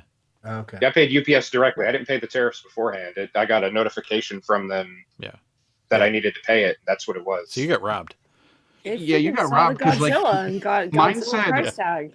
No joke. It said I owe $33 in the email, and I went to pay, and I'm looking at it right now, and I paid $21. So I don't know what the difference between the email and the actual payment was, but it's been really not much, or maybe they screwed up on me twice. I don't know. Or screwed up on Hayden's, like it was like intern day. They They're don't like, yeah, they're like, what do I do? I don't know. Just make them pay like $50 or something. I don't know. Yeah. Maybe So I Hayden's have- paying my tariffs and I'm paying his. Ooh. So I have one coming, and it's my first time doing it. And he's like, "Well, I'm just going to mark it as it was made in the U.S.," which it was. This record that I'm getting. So I don't know. I'm a little worried about it, but we'll see. It's all in what they declare the value of. So if they declare it at $200, you're paying on that. If they declare it at $5, you're paying that. Oh yeah, maybe that was your problem, Hayden. Maybe it was like declared like as precious goods. But what about this goods was made in? It's a U.S. thing. It's not Does it about where it's made, from what I've seen. It's where the origin of the shipment is. Okay. Yeah. Gotta get my So Rouse when G vinyl coming in, man. Gotta get it. When we use these proxy services, I know we can edit the invoice to change the description, because I've done that before. So it doesn't say like lasers all over the place, because I've had issues. Oh yeah, with that's that. a trigger. But do they let you change the value, or is it only tied to what you paid, via the auction? Via that auction. you want? Yeah. Yeah, I think it's just via auction. So like you're not Okay. paying the proxy fees, you're not paying a fee on that, you're not paying a fee on the shipping internally. And you're not So paying in actual theory- market value either. You're paying like Yeah, Right. and you're and we don't tax on the shipping costs. So like if your shipping is that's good. $180, you're not paying that. So it's literally what's in the box. Okay. Unless you're Hayden, then you're paying. Yeah. Yeah. They just were jealous of all that Godzilla. yeah, they're like, man, screw this guy. They're like, I've watched the Wolfpack podcast. I hate this I guy. hate that guy. He's got all the Godzilla stuff. We got to make sure he has nothing to talk about. Let's tax the hell out of him. Yeah. Let's see. Well, there's not too many other hot topics. Just anything exciting happening? Other than creating another LaserDisc player, who how are we going There's to a do it, huge guys? market for it. We from gotta what I pool our money. Somebody's got to be doing it. Yeah, right? Tay was just asking me recently, why not? Yeah, Can't be that hard. yeah. I mean, you just got to get a laser. So I know. that's easy. You can just manufacture that. Everything Use else, like a flipping mechanism. Like yeah. it's not hard. I mean, yeah, we can do it. Yeah, totally. This one didn't show up on LDF, but it's LaserDisc related. American Psycho is coming out with a VHS in December. Oh, I think really? it's already sold out. Yeah, it sold out instantly. Huh. That kind of stuff does. But somebody in the comments, I recognize the name from LDF, but I can't remember who it was, said, come out with a LaserDisc and then I'll pick this up or something like that. Nice. And it got a bunch of reactions. That's Yeah. okay. Yeah, man. I would overpay for a Japanese gatefold. Sure. American Psycho. Freshly manufactured. Yeah, in Yeah. 2025. Oh yeah. Absolutely. We can make it happen. It'd probably be rotted. But yeah, LDF's mostly like our buddy Tay just kind of having thought bombs and then Yeah. everyone Deception. reacting and he is a modern philosopher, and I love every one of his posts. same. too. Because otherwise it's He just like, oh look, I bought this Grail at hard off or half price books and I mean Tay brings the content. His reaction to one of my comments on his threads was like literally the nicest, sweetest, loving thing anyone has like ever said. And you could tell it went through a translator, and it was just a word salad He's just super happy. of text. But it was hilarious. Yeah. Nobody's happier to be collecting LDs than that guy, so go Yep. for it. He was so angry though that one store wouldn't sell. Oh, he found the like a players. stack of like dead players. That was pretty good because he was like, I talked to the guy. He said he wouldn't sell them, and I'm like, well, come on, sell them to me. And he's like, nope, they're not for sale. What's this all about? And everyone in the comments is like, I'm pretty sure they're not for sale. I'm pretty sure he's not selling. I think you figured it out. But yeah, I mean, I guess he's hoarding them. Yeah, it's parts for the future, right? It's true. We need parts. Yeah. Poor Tay. He could have had a stack of I was like cool, like, lower to mid grade pioneers in there. He wanted the parts. He wanted to hoard the parts instead. Yeah, exactly. That guy, it was onto his game. That's why he's like, yeah, I know you. That's how he's gonna combine them all and put UHD HDMI output on it, and Man, we should make mash them all together. a short film, kind of like Pi, just like low budget, black and white. Bought some dude that like cobbles together like a Frankenstein device out of, or like Weird Science, a little bit of that too, Yeah. like out of like 10, 15 LaserDisc players. And then, Didn't Peter do that? I mean, kind of, yeah. It could be the Peter Biancardi story. Peter's already done Wow. it. Yep. We'll Give just me a documentary. screen It's just a that- yeah. documentary. I think Peter got hit with a laser from his laser projector and got transported into Tron, so into the grid. Damn. Yep. So we Peter got to Pan rescue him. Yeah. What else is going on? That's about it on my front. You guys want some grails? yeah. Grail. I love Let's do it. Grailwatch. We're Love low what- on grails this time. Surprisingly, we've only got like 5 or 6. So We haven't made it to Thanksgiving yet. We haven't made it to Black Friday, Grail Friday. it's Grail Friday's coming up. Get ready, kids. All right. So here we go. Slumber Party 2. Slumber Party Massacre 2. Sorry. It's Grail. Right? Never heard of it. It's hard to find. Mhm. Yeah, I mean, I didn't think it was that expensive, but All right.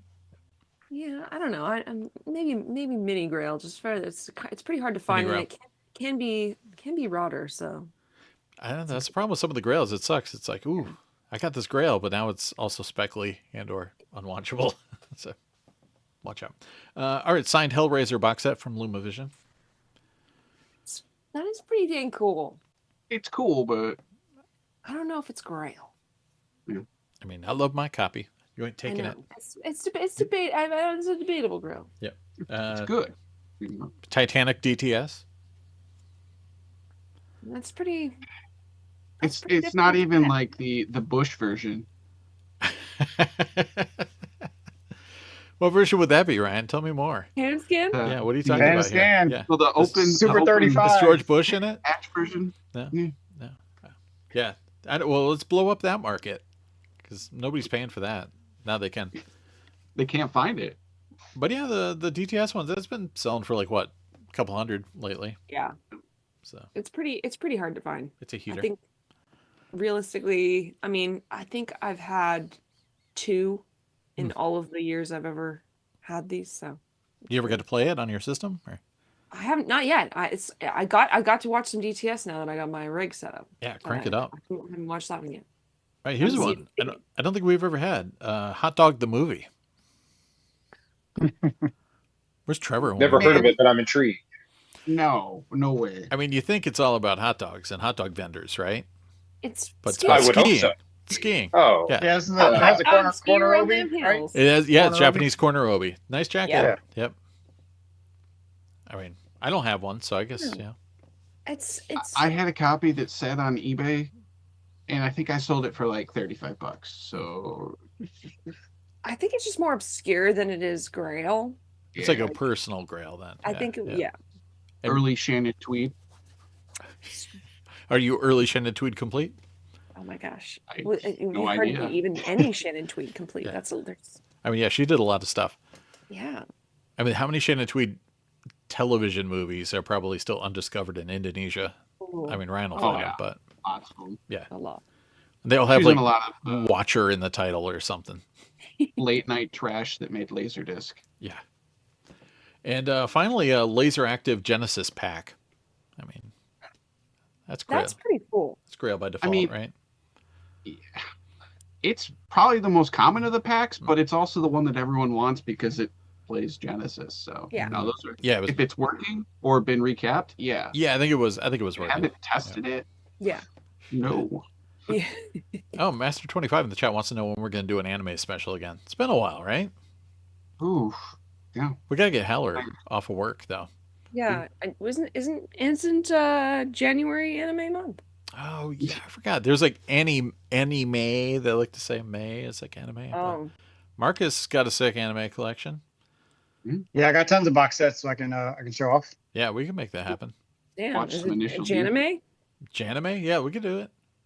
I mean, it's a thing now. I don't care. Like you said it, so it's like walkie Yeah. squawky. You just say it I and know. manifest it. I just We'll put it on the calendar. All right, Yeah, definitely happening. all right, Master 25, January, we're doing it. I think the last one we did was like around New Year's too. So I feel like it was. I feel like it Now was. when it passes January and Yep. you've forgotten, don't be mad. no, just Can send us an email simultaneously- Yes, and be right. like, you promised you do an anime special. Yep. You have That's Culture Janime, Dog. Jackie January. At Jackie January. protonmail.com. Yeah, at geocities.org. What? I don't know. But yeah, that was it. Not too many Grails. I don't know. People are onto us now. I think they're they're getting shy about saying Grail now. Blowing their spot up. I know. Good. They should be afraid They because we're out there. Yeah. Looking for your Grails. Not really, just to like goof on them. Anyways, but yeah, let's do some pickups. Physical media. I got some this time. Oh, nice. All right, cool. I can start off with a book. I went to the Book Barn in Niantic, Connecticut, which is like a sick like sprawl of like multiple bookstores in town. So you have to. It's like a pub crawl, but with books. So it's like a nerdy version of that. One of the things I got was Raiders, which is a cool book about the movie, which I've also seen. Well, these kids decided that they were going to remake Raiders of the Lost Ark with their camcorder. And oh my gosh. they started it and they never quite finished it until they got older. So it's funny, like, their cast, were just schoolmates and stuff like that. And then eventually they had to kind of figure a way to finalize it. But, the filmmakers had to schmooze their way into like local, ships and things like that to do the submarine scenes. And, it's pretty amazing. So this is like the book companion about the making of it. Wow. There's scenes of it on YouTube, but like Lucasfilm was cool with it, and they're like, yeah, it's cool that you did it, and they'll allow them to screen it. So I did go to a screening, and the filmmakers were there. I think it was Chris Strompoulos was there, and it was awesome. Like, so I got to see the whole thing in the cinema, but I don't think it's available otherwise. But there's a documentary companion to this book that you can check out, but I recommend it. Wow. That's really cool. Got some CDs. Get ready, Ryan. Ooh. Yeah. Had to get the Tron Ares soundtrack, 9 Inch Nails. Ooh. This is just a little gatefold. You can see Atticus and Trent there looking all moody. Gatefold. Yep. I need the LP. I don't have that yet. And I got John Carpenter's Lost Themes 4 Noir. Comes with a slip, so you know it's cool. Ooh. Neat. But I'm interested now. Yeah, I like it. Yeah, these are Sacred Bones does really nice packaging on CD, and I think it's got like a cool like throwback label. I'll show you the disc label too. It's got like a old like, kind of like cinema poster vibe. That's cool. Yep. I like that.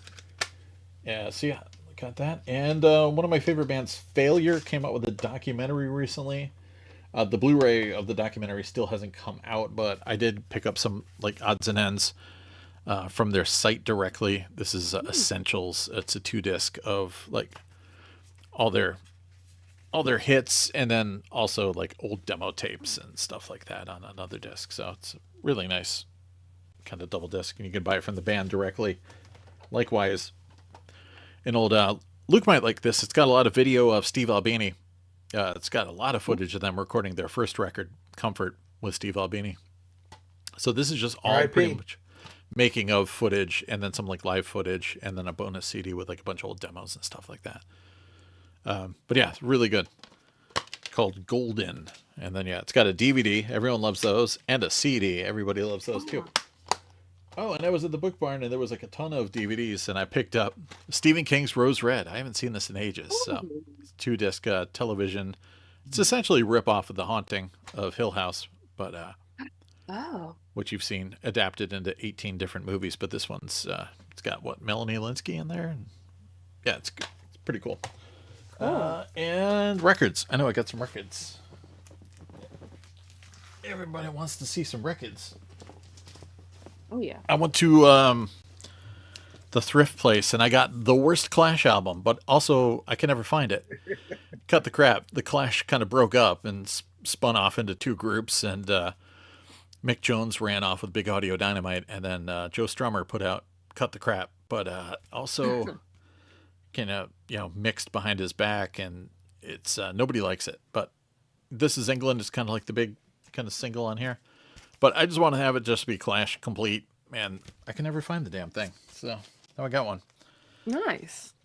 Big Clutch fan, and they came out with deluxe editions of some of their earlier albums that had never been released on vinyl like officially before. So this is Transnational Speedway League with the killer track A Shogun Named Marcus, among many others. Really, really nice stuff. Oh, signed inserts and stuff like that. alternate artwork. So I grabbed that. And my favorite Clutch record, their second release, they're self-titled. Also, and you can kind of see it's got like an embossed, their record label Weathermaker, and it's this like Clutch Collector series. So yeah, I've had this on CD since 1995, but I've always wanted it on vinyl. I think Music on Vinyl did a release, but this is like a nice, sweet reissue. Wow. Then I wanted to get a reissue of their kind of like B-sides and rarities collection, Slow Hold to China. I just love the idea of a guy plugged into a giant amp stack, drilling into the ground with a jackhammer. A lot of good tracks on here. Sick. And then what else did we get? Oh, my wife got me the Nosferatu soundtrack. So thanks, wife. That was really nice packaging. And we also grabbed the Vivitch soundtrack, keeping it Edgar-centric. Happened to see that for sale locally. And one of my favorite thrash metal bands, I've been trying to plug in the Exodus back catalog on vinyl. Tempo of the Damned, really killer release. This is kind of one that came back from the grave in 2004 and just crushed it. So it's a 2-disc, and it's got a bonus cover of AC/DC's Dirty Deeds Done Dirt Cheap, just for fun on there. And I think that's it. What do you got, Ryan? Thanks. We got a few things. It's been a while. When did we do this last? Like mid-August? I know, I thought so. That's a while for us. It is. So. Yep. All right, so I'll go fast. I got some 45s, which I'm not a huge fan of. Like Luke, I know Luke likes them a lot more than I Look do. like 7 inches. Ew. Yeah. Ew. I hate 10 inches. Yeah. Love 7 inches. But I picked up a Newfound Glory's new single because why not? And they come in Multiple colors. copies, yeah. And same with a band called Alkaline Trio. You got to get the black and white variants. That's great. I'm not into these 45s, but here's a full house. And then I did something really Full interesting. Swift, huh? The Ataris are back and touring and writing, and they have a new album coming out. And they came out with a single, and it's called Car Song, and he dedicated it to his father. And there's a couple of color variants here. And then here's the real kicker. This one you couldn't sell in every single state. This one's pressed with his ashes in it. So it's one of those discs. From the Ataris, his father's ashes are pressed in this 45. So What in the world? Are you serious? Yeah. dead serious. So that he's like, there's only so many. When they're done, they're done. This is it. And this one went to charity for supply issue. yeah, but you couldn't buy it in every state. Like on the website, when you were buying it, it was like, if you are in this state, you cannot buy this. We will cancel your order.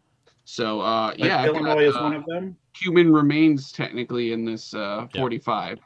Wow. So it's gonna stay sealed. It went to charity, the proceeds. So really cool. I want that done to me when I go. I'm putting it in my will that I have to be cremated and turned into a record when I go. But what band? Just audio me talking. They can just take clips from the podcast and put them together. It used to be a thing. That was the company was doing that for a little bit. Remember that? There was a great there was some episode of YouTube- Poker Face too this season where Giancarlo Esposito was a mortuary owner who would do that for your loved ones. Yeah, this was Double Helix Records. This is the label. I'm sure they probably have some other bands they've done it with. That'd be awesome, just like Hayden Wolfpack sound bites, like Yeah, on you a 45. You can be Ashes complete on vinyl.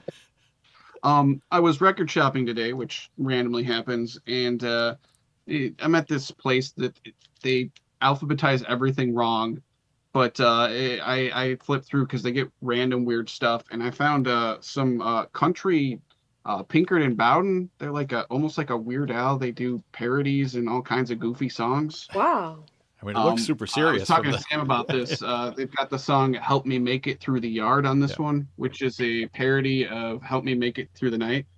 And you've got like the entire Eagles on this album: Don Henley, Glenn Frey, and then there's Jackson Brown, Dan Fogelberg, and Osmond Brothers, Anne Murray, Steve Railsback. They're all on here. Wow. Wow. They had another one, and I mean these were $4 each. So this is PG-13, and this has such hits as "Let's Put the X Back in Christmas."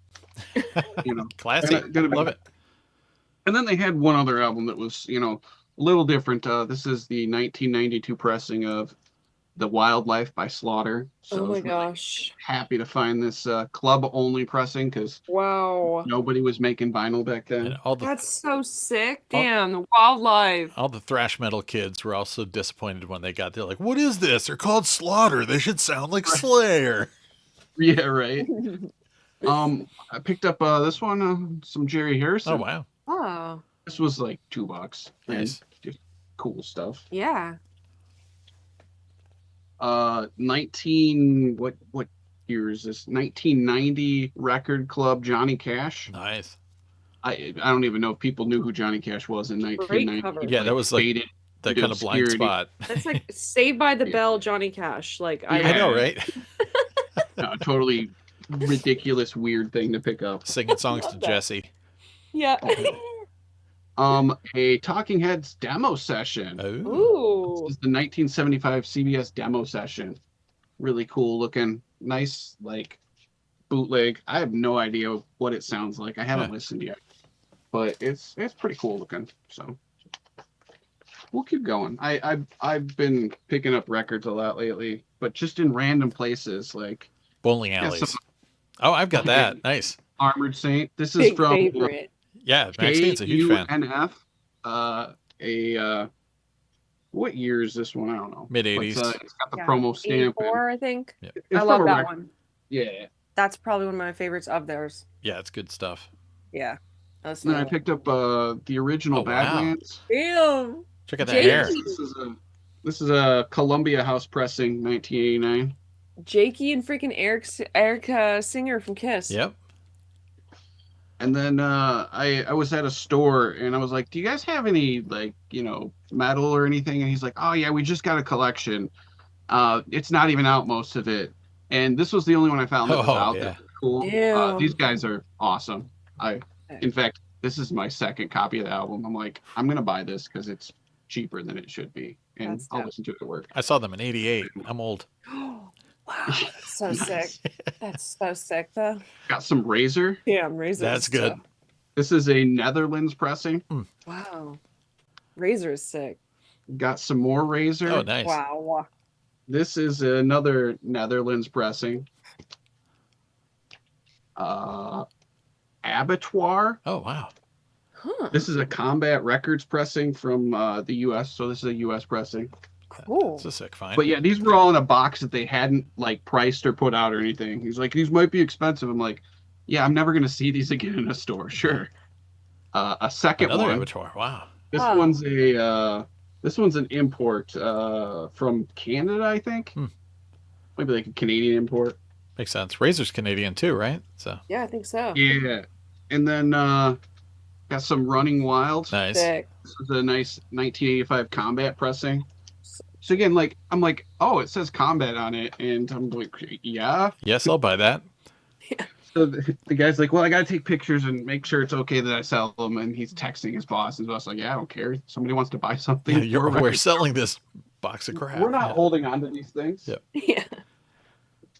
But like that was a store that I went into, and I hadn't been in there in years, and they get smaller every time I go in, and they like don't seem like they want to sell anything but like Taylor Swift records to college kids. I But mean, whatever. that's where it's at. Yeah. I picked up Magic Mountain on vinyl from Blackstone Cherry. Cool. Music on vinyl pressing. Grabbed the new 3 Days Grace from Best Buy. They had their own variant pressing. I'm like, okay. Wow. And then I'm a sucker for new metal, so I picked up the Saliva bootleg. Ooh, Whoa. wow. Yeah, so this is like the old school original album. It's still never had a real pressing, so I think this is pink. Cool. And then, as I said, I've got problems. So this is the Dishwalla Pet Your Friends bootleg. Wow. This also has never had a real pressing. Like they're just missing like entire eras. And then I was talking to you all about this one. This is the Smash Mouth Astro Lounge pressing. And each of the discs are different colors, but it's sealed. So I'll have to like at some point take some pictures. But Wow. yeah, I couldn't not get Smash Mouth on vinyl. I think the fourth side is like a picture disc or something because it's only 3 sides. Maybe Damn, I etching. need Does it. it have etching? I don't think it's an etching. It's I actual don't know. picture disc. Yeah. It might be. Yeah. Damn. I need and that. then the last album I have is some Conway Twitty. Nice. Check out that hair. Old Conway. Yeah, this is like early young Conway. So Yeah, he's got pudgy cheeks. Uncon. one of those I got to listen to once, and make sure the door's locked so the ladies don't try and come in. Yeah. Who's that in there? A hot record. So that's it for records. I got a few more movies, so these will go quick.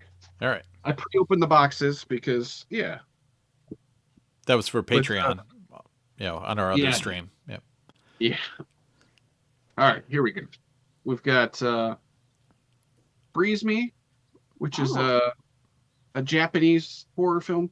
I don't know. It looked cool on the trailer I watched, so I picked it up. Playroom. With, Nice. Christopher McDonald. We worked on that. We did. sometime. Yeah. Oh, wow. Robo Warriors with James Remar. Hell yeah. It's got Ooh. Robo in the title. It can't Yeah. be bad. And Remar. Yeah. Right. And then in the other half, these are all Vinegar Syndrome pickups.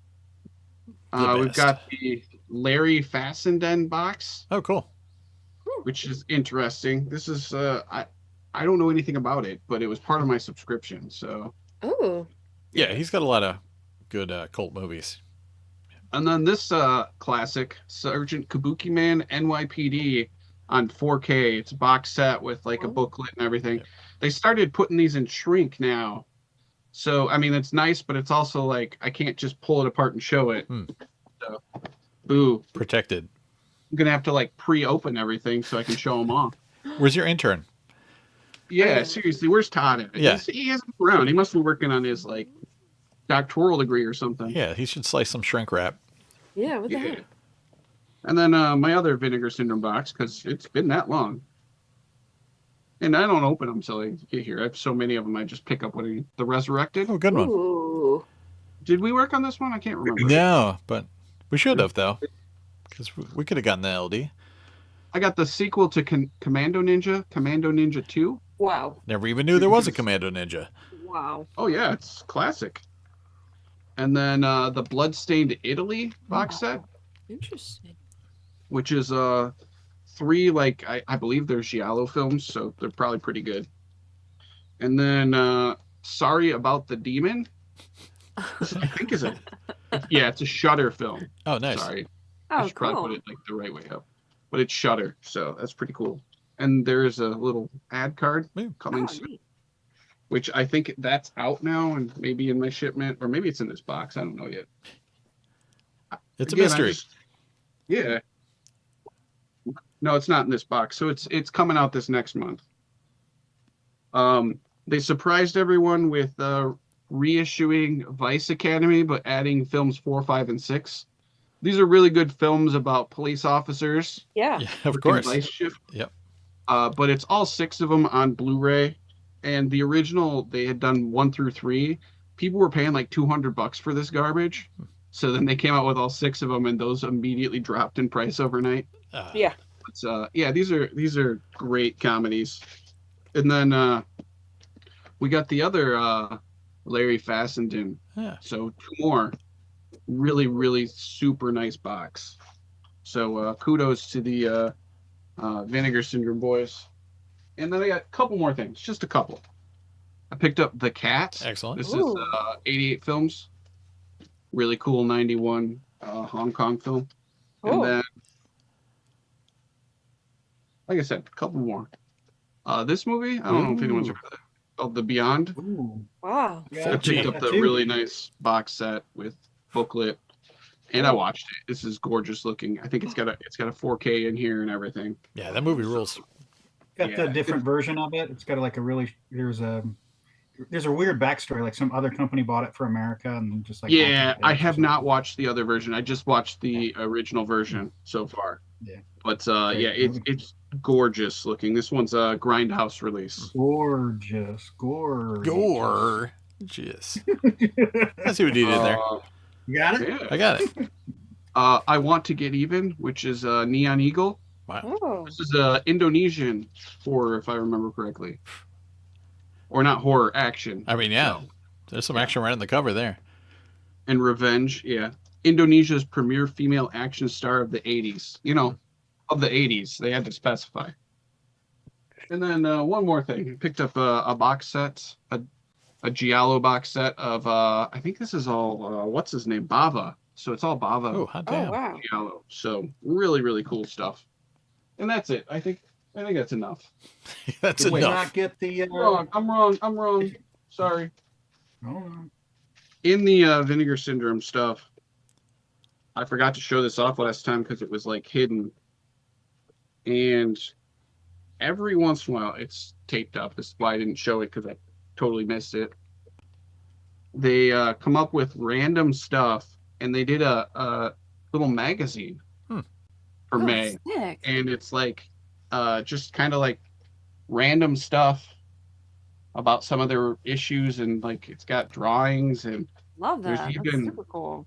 hang on, there was like a paper dolls thing. Like, Wow. Oh, that's fun. I guess I shouldn't show that off because that's inappropriate in there. Now we're getting demonetized. Good job, Brian. Yeah, I know. There goes the credit card Yeah. bill. Did you Yeah, not that's get? it, Did you not get Vinny's movie?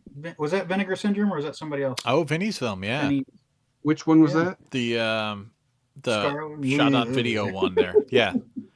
Oh yeah, they haven't released it yet. They've just started previewing all the slipcover alternates that you can buy with it. What was the name of it again? Like 5. It doesn't matter. It's trash. It's like a pseudo giallo name. It's like 5 blood-stained chickens on a front There it porch is. or On something. a cold dark yeah. night. Yeah, something like that. Yeah. Yeah, totally. The movie that Vinny did when he was in elementary school. with It's the- in the mail. Oh, It's in the excellent. Okay. Looking forward to it. Maxine? Yeah, what do you got, Max? I have stuff. Okay. I couldn't find. I had 2 records that I wanted to show. I don't think I showed them last time, but they're from the band Glass Beams, and they were really cool. And I bought them directly from their freaking site, and I redid my stereo setup, so now I have a different receiver and a different thing. And they were sitting extra. I don't know where I put them. So, but I got this one, which is a variant. I found that in Found me. I found that in Boston. Ooh, it's got a different spine on it. Yep. It's the only one that's different. So Yep. I'm pretty stoked. It's I'm gonna have to open it because I have to know that it's Yeah, you clean got to check it out. Yeah. Yes.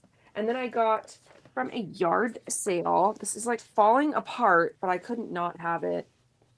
Oh, damn. So sick. It was well loved. Yeah. And I got a 45 of Dinner with Dracula.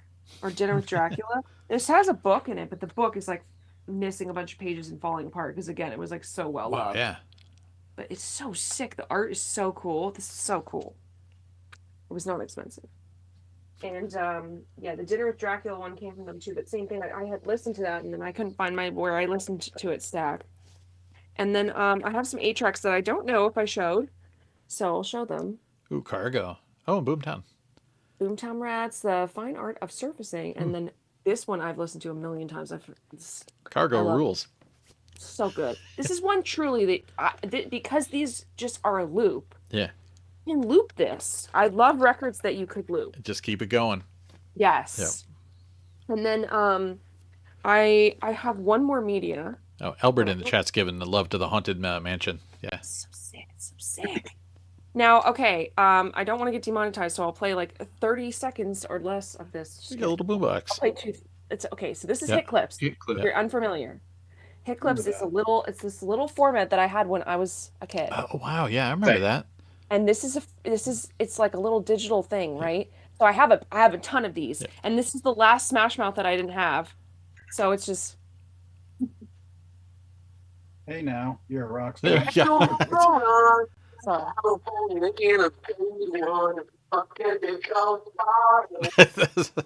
That's hilarious. How long is it? How long? So the hit clips are pretty neat because they're actually like weird variations of songs because they have to cut them to, and I think they're about a minute. I think you get a good minute, maybe a minute 25, but they're like longer than you would think because it doesn't feel like TikTok short. Yep. It feels like, wow, it's kind of going on a little longer than the attention span of today. But it's like, this was I loved this when I was a kid. I mean, I pulled all my ones. The only thing I can't find from my childhood is like I had an alarm clock, which was sick. But I have the karaoke machine. Wow. That has a little microphone on the side. Your head clip goes in on top. Slayer? Yeah, Slayer. It's like pop hits of like Y2K, and then like weirdly like Elvis. But like I have like Madonna, what from her like cowgirl era. It's Take like that iPod. I used to have Who Let the Dogs Out on hit clips. Oh yeah. I have like a. Why didn't this technology stay around? I know. Let's bring it back. It's because of the iPod, truly. Yep. Do you have the pen? Do you have the hit clips pen? I don't have the pen. I need the pen. That was the one I had. It was literally a pen that you would put the music in. It had a headphone jack on the top of the pen. Ooh, I have the radio, the FM radio adapter. This is like As a parent, that would drive me crazy. This is isn't this crazy? Like this is how you're carrying your music around. Like this walking is around the mall. Yeah, like a badass. But there's so many just weird like who cares about this artist type of like, but like the Smash Mouth that I was missing, I needed that one because I'm now Smash Mouth complete on hit clips. I have Why Can't We Be Friends, which I swear to God is nothing but that line. For a minute. the whole song is that. There's like a maybe 2 seconds of the verse, and then it goes directly to pure chorus. And then there's All Star, of course, and then I'm a Believer. I'm so upset that When the Morning Comes isn't on there, or freaking Walking on the Sun, like they should have had those. Maybe we could make bootlegs. Seriously, if there's a way to freaking we can hack them. Put an entire Wolfpack episode on a hit clips. Yeah, it would be amazing. It would be a lot of hit clips. It would take a lot. Yeah, we'd be a box set. Yeah, it would be a box set of hit clips. I would love that. Look for that on our website. Wacky. Yeah. They're so wacky. I love them. So I'm just like, I've just gotten way more into those and just, I was soaked on that. Well, when you go to the mall with your kimono, make sure you have like a belt with all your hit clips on it. Speaking of I almost forgot to show another kimono that I got also. That's Bride of Frankenstein. Oh, that's a sick one. This is from Universal Studios. The actual theme park had this at the store, and I just could not leave without such a thing. Oof. Have you seen the ad for the new Bride movie? Oh yeah, it looks pretty awesome. It's gonna be cool. Yeah, I got the Munsters on DVD. Nice. The box set, and it has the 2 movies in there. Oh, Monster Go Home and Munster's Revenge. Sick. So that was my. It was so weird seeing them in color. Yeah, I know, right? And then I got. Whoa, the creature. The creature. Mm-hmm. He came from Spirit. He looks a little. He looks a little. We know what he looks like. Yeah. That's a little phallic. Yeah. He is how God made him. It's cute. Yeah. All right. But that's. The hit clips I'm really stoked on. I'll find my freaking alarm clock eventually. Marcus, you got any jazz records? I do. You know I do. But before we get there, before we get there, let's do some other ones. So Warner Brothers Archive Collection, they've been slowly releasing lots of things, but blaxploitation. So anytime they release new blaxploitation out of the collection, I pick it up. So the first one, and I haven't seen either of these. Melinda. Oh, never seen that. I think it's from 1972. I actually don't recognize any of the names. Calvin Lockhart, Rosalind Cash, Violetta McGee. I actually do know that name. Yep. And then this one's the Fred Williamson one, Black Eye. Oh, I haven't seen that one. And this one's from 1974. Great artwork. Wow. Yeah. Yep. And then a couple 4Ks. I got Mission Impossible, Final Reckoning. Nice. And I got the new Superman. Oh, how was it? Yeah. Yeah, I still haven't seen that. I enjoyed it. Oh, good. You know, folks have seen it. No, I haven't seen it. Yeah, it was good. So good. Yeah, I really enjoyed it. We watched it this past weekend or last weekend. Nice. Being nice is new punk. Everybody knows. Yeah. Then I got CDs are still in. Specifically, essay CDs are still in. Yeah, that's where it's at. Essay CDs. Ooh. Wow. So, Sonny Rollins, Saxophone Colossus, arguably his best album. Wow. Pick that up. Cool. and then we can move on to the vinyl. So I have way more than I could possibly show. I mean, I've got 4 episodes all the way through next year. So Yeah, we'll I have to just do a picked out spin-off channel. 15 or 20-ish that I picked up recently that I'd like to show. I think I've showed this one before, but this one's getting a lot of talk online these days because it was just reissued as a one-step. This is not the one-step. This is an original pressing. Purple Rain. This is actually my dad's original pressing that he handed down to me, so I'm very grateful to have it. Still with the hype and everything. I know. I love Yeah, that. still with the hype, still in shrink with the hype. And it's getting a lot of chatter because folks are arguing about whether the one-step reissue sounds as good as this one. You got some folks who are saying this one has more sparkle and more depth, and the new reissue is pretty sterile. Huh. So not sure who to believe, but this one sounds great to me. So I'm sticking with case this one for now. closed. Yeah. Yeah. Let's see. This one I picked up. It's actually a 10-inch, so Luke will enjoy this one. I picked this one up from the record store in Phoenix, and it's from Record Store Day 2011. It's Miles Davis Quartet. I think this is from like 1953, so this is fairly early Miles. And we've got Horace Silver, Max Roach, and Art Blakey on this one. So this should be really good. This should be smoking. That's awesome. Yeah, Record Store Day 2011. Cool. I already have a couple copies of this one, but they released it in mono recently. I Love Supreme. Yeah, I love that. So mono. looking forward to seeing or hearing this one in mono. And I think Ryan K. Smith remastered this one. All right, another one I have I have 2 copies of this already, so this is my third. Giant Steps Rhino Reserve recently came out with a new pressing. The difference on this one is it's 33 RPM stereo. I have 33 RPM mono, and I also have 45 RPM stereo. So you got to have them all. Is there a 45 mono available yet? Or? There is not a 45 mono yet, but once we'll they make it press happen. that one, I'll get that one too. Perfect. Only for the favorites.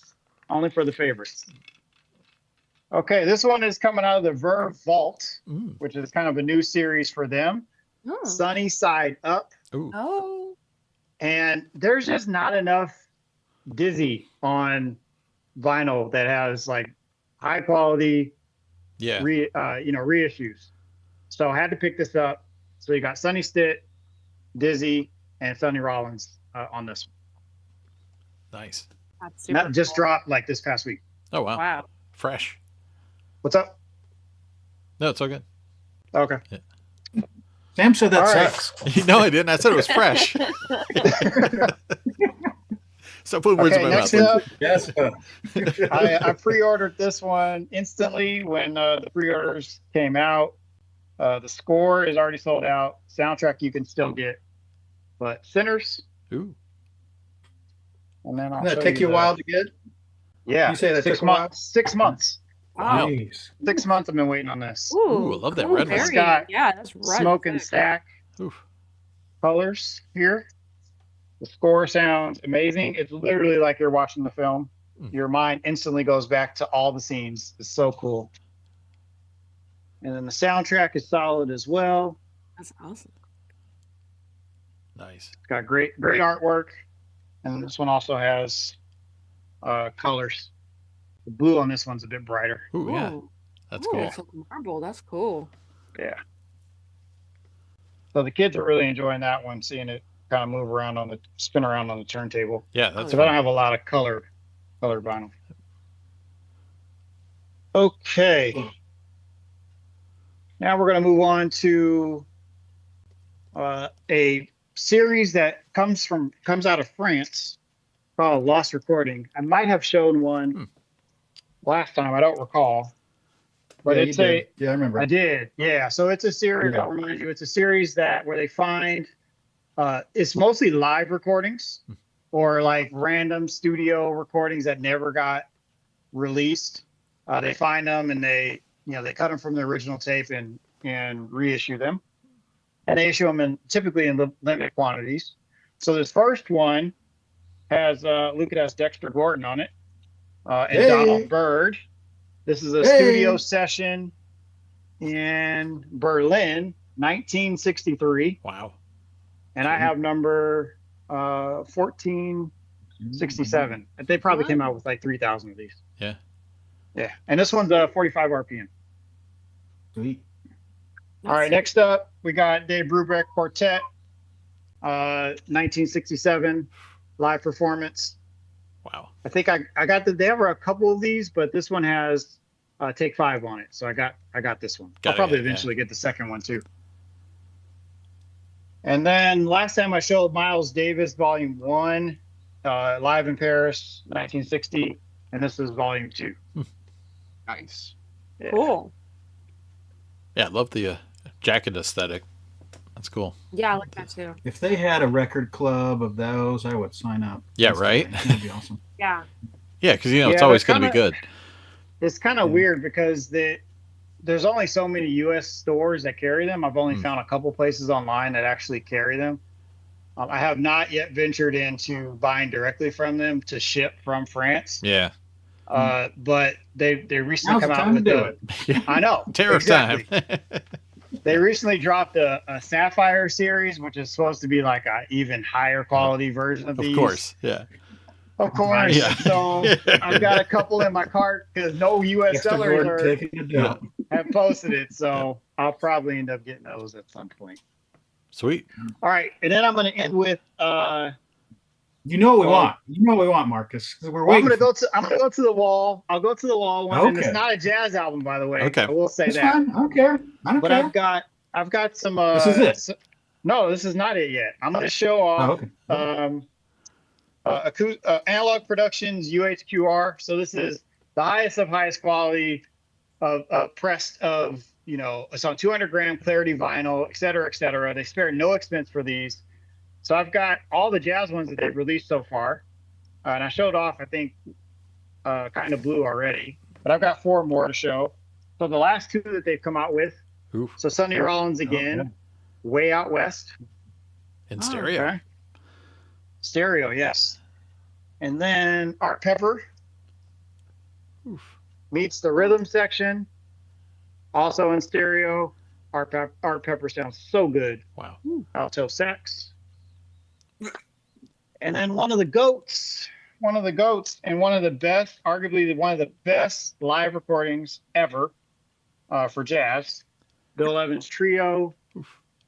So I got Sunday at the Village Vanguard, which is an absolute must, even for people who don't like jazz. Y'all should have it. And then recorded on that same weekend, Waltz for Debbie, Bill Evans Trio. Wow. All right. Whoa. So that's big time. That's all. sick.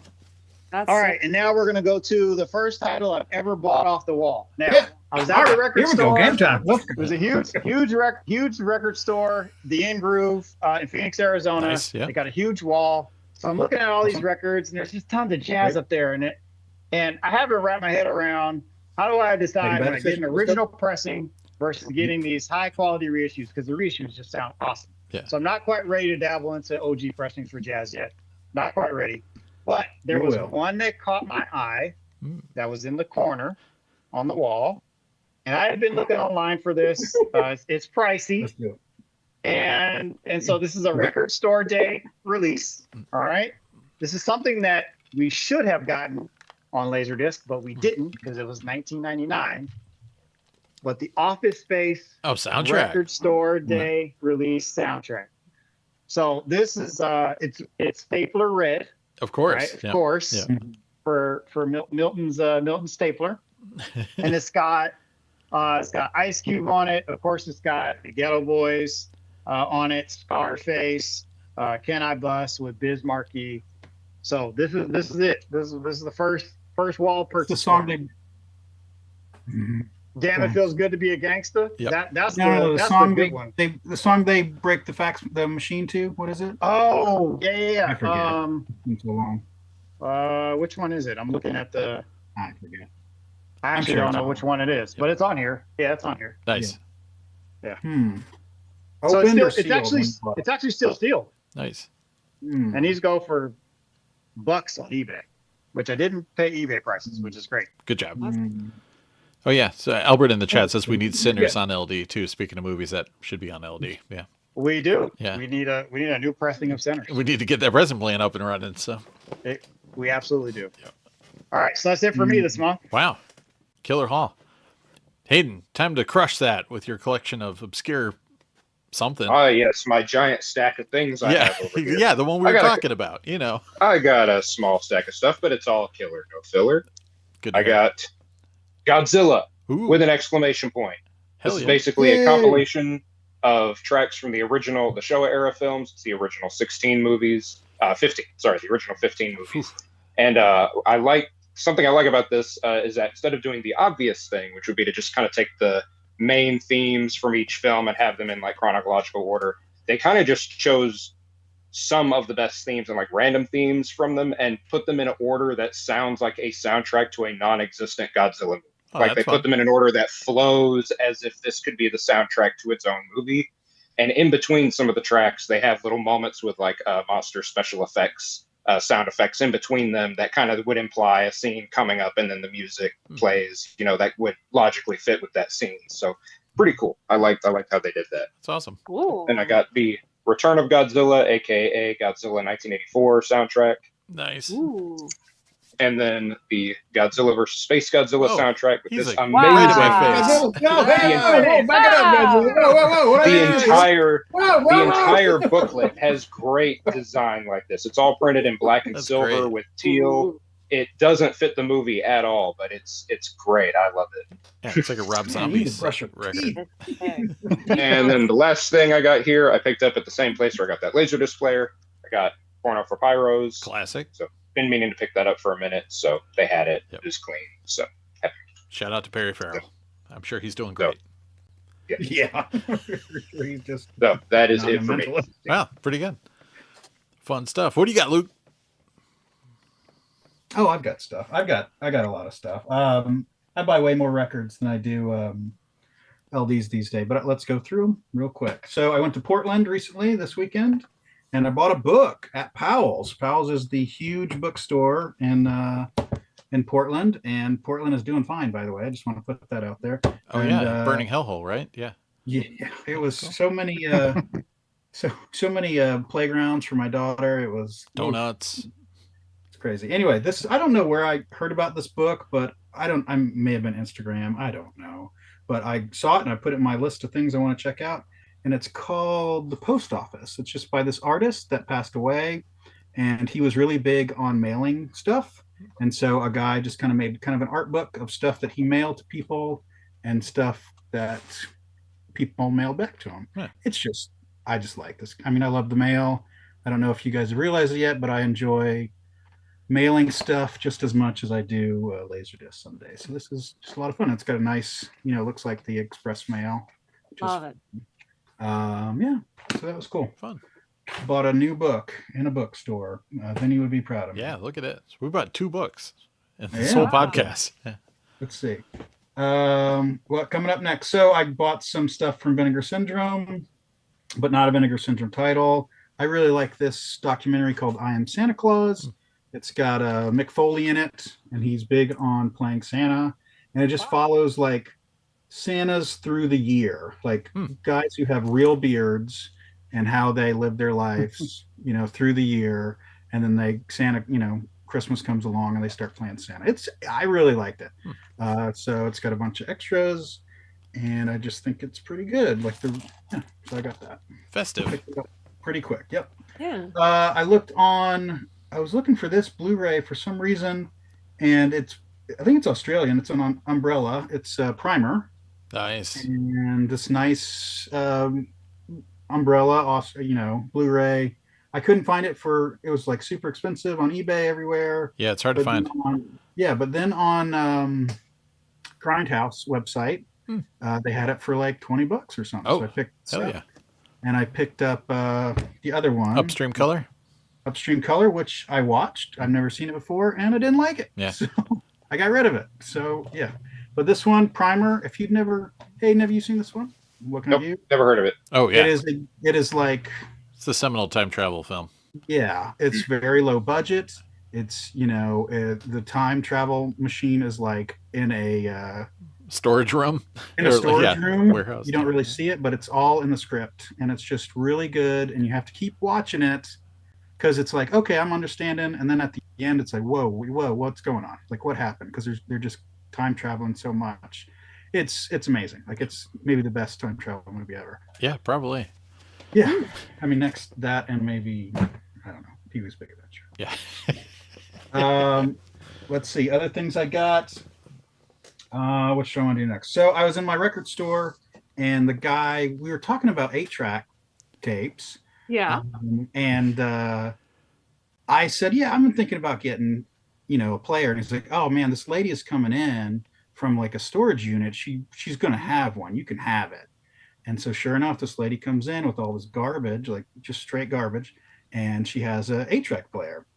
And I was like, okay, cool. Well, the one 8-track tape I want, if you watched What's in My Bag, Mark Mothersbaugh recently, maybe a few months now. He said, hey, this is, if you ever find this on 8-track, this is the one to have. And of course, me I was like, oh, well, I must have this. And I found it. I found it on eBay. This was hard to find. Wow. Yeah. Duty Now for the Future on 8-track. Mm-hmm. Supposedly on, he says, this is the mix. This is the version we want. It sounds better than the LD and yeah. So anyway, it cost way too much, but I got it. I don't care because I have problems, like Ryan says. That's awesome. But then I was like, what's the other 8-track tape I want? There's one other one that I want. And this is it. I've got 2. That's it. And so I don't know if you know this. Lou Reed made an album called Metal Machine Music. Yes. It basically him getting out of his contract. And he said, you know what? I'm just going to put my guitar on the amp, record it for like the whole side of an album. 2 albums actually, and he got it was the last record he needed to end out his contract. Right. Since then, you can't do that. You have to have a record that sounds like it. So Andre 3000's record, he said, yeah, it doesn't count as his flute record, or it's flute record, probably because of this one. Yeah. So anyway, this is on 8-track. So this is just straight up guitar on amplifier reverb going for like 4 tracks. Yeah. Spoiler alert, that 8-track player didn't work great. I sprayed some deoxit all up in there, and then it really didn't work great. No, that's not the right thing. Yeah. And then I just left it in the corner, and I just kind of forgot. Yeah. Well, I could assist. Yep. I know a lot about them. I fixed some too. I don't know if I wrote. I mean, yeah. Okay. They're I swear to you, if you like that warm That's sound, what I heard. That's what you're gonna be into it. This is the best. This is the best. I would truly get a portable because they're kind of decor, and they just take batteries. They aren't as much of a commitment.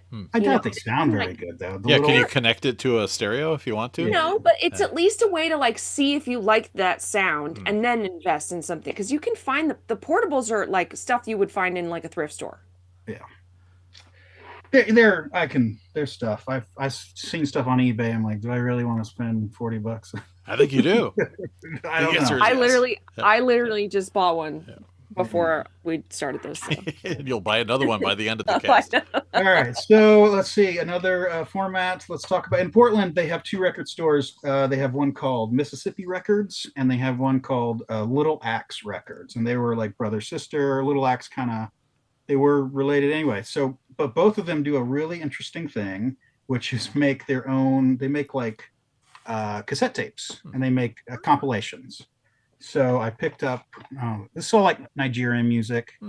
Here's another Nigerian compilation. It's crazy. It's great. It's just. Again, I was talking to my friend at the record store and asked him if he knew about Mississippi, or he's like, man, those tapes are like a whole music history class, and they're like $4. It's amazing. The best part about Oregon is that they have no sales tax, so it's all just if it's $4, it's $4. That's it. That's awesome. So yeah, so I got those are little axe tapes, and these are some Mississippi ones. I've had some of these before, and these have, this is like folky soul music and soulful folk music.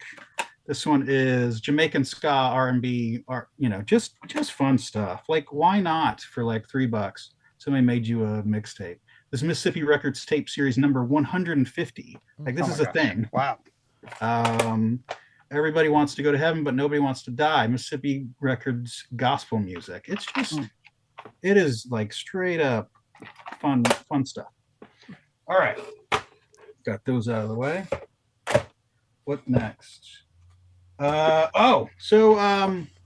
Another hobby I have is I find VHS tapes that have commercials on.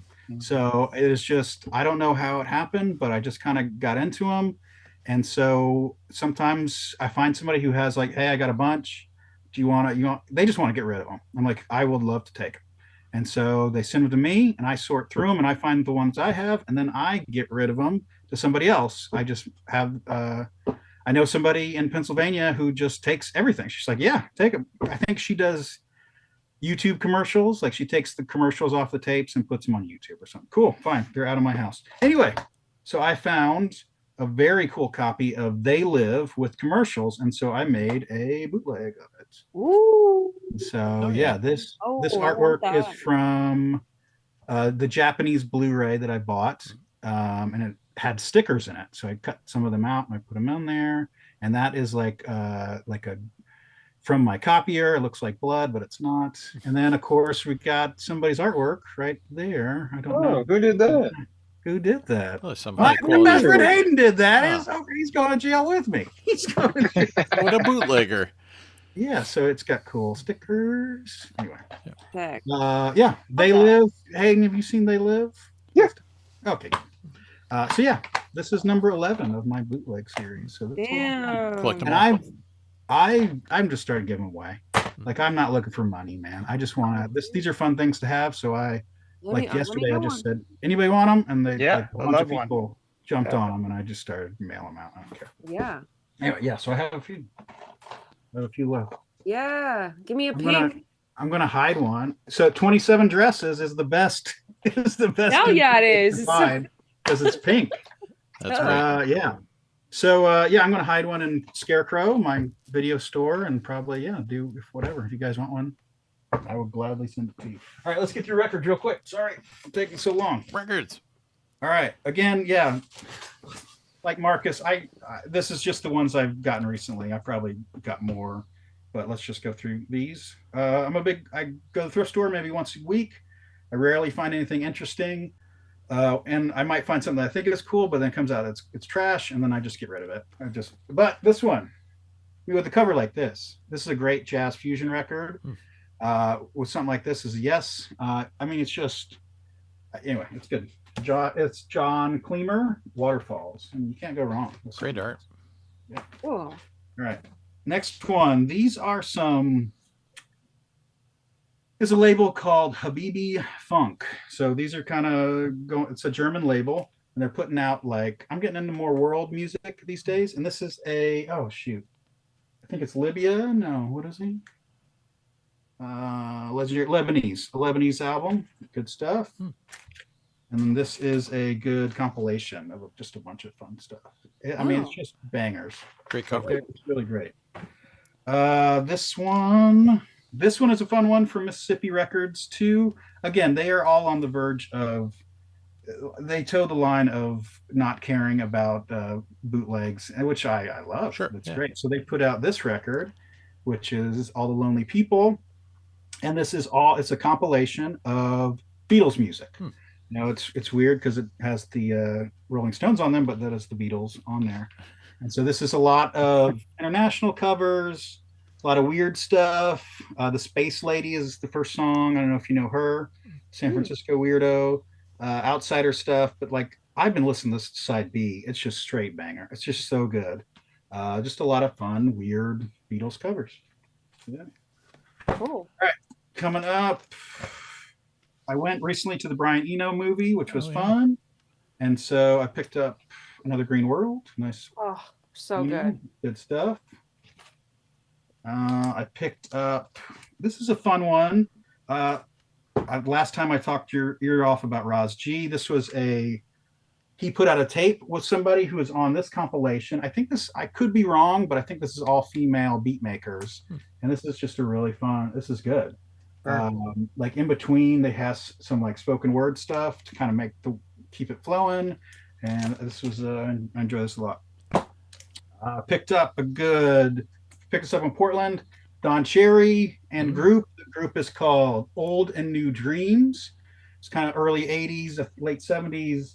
79, yeah. He made like a group. He's like, here we go. So this is real good. I enjoy this a lot. Cool. Don Cherry's the man. This was an eBay purchase. This one, in the description, it said, oh, it skips. It's no good. It doesn't, there's no lock groove at the end. All of that was not true. And this is a nice original mono of Grant Green, Feeling the Spirit. So this is kind of all church songs. It was fun. I put it on, and my wife immediately said, "Oh, I know that song. I learned that in church growing up." Oh wow! So this is a good one. Don't be afraid of the beat up copies. That's another one. I watched that documentary about Blue Note Records, and they said they had a standard. Like they had everything they were putting out is just quality. And sometimes people say, "Oh, well, we couldn't experiment." Well, you know what? You had quality, everything put out, and this is no different.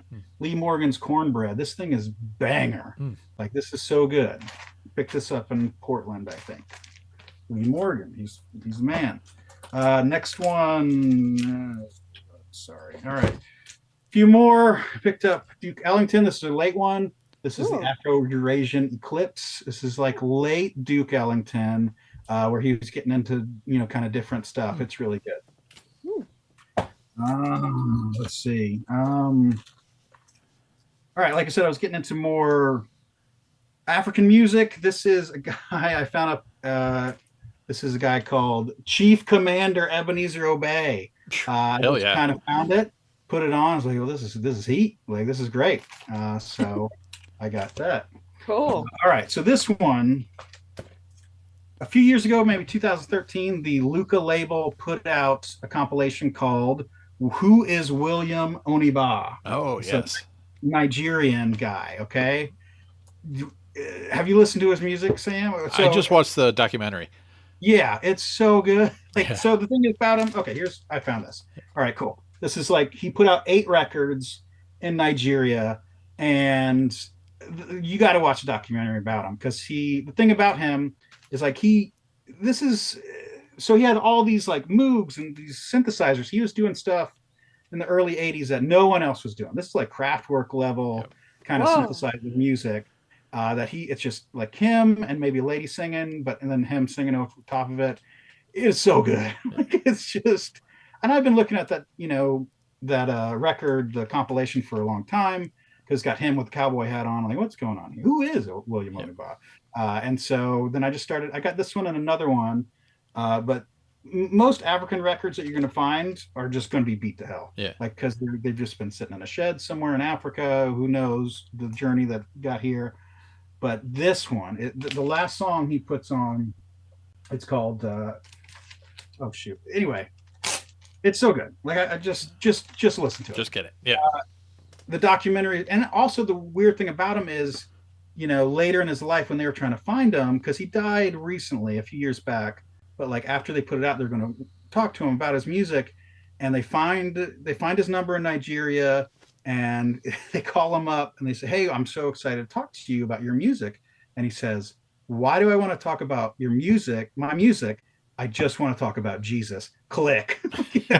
All right. Yeah. And it's just, they finally get to him in the documentary, but he's like, he doesn't want to be interviewed, but we do see his house. And, watching that documentary, it's kind of like it reminded me of Tommy Wiseau, where people are like, "Oh, he's so weird. What's going on with him?" I'm like, it's autism. Yeah. The man is probably autistic, but he's just cranking out these bangers. Nice. But yeah, it's so good. Highly, highly recommended that. Probably every other DJ has known about him for years. Yeah. let's see. I picked up an Original Testament. Yeah, practice what you preach, baby. Preach, man, this is a banger. Yeah, it is. So good. I bought this.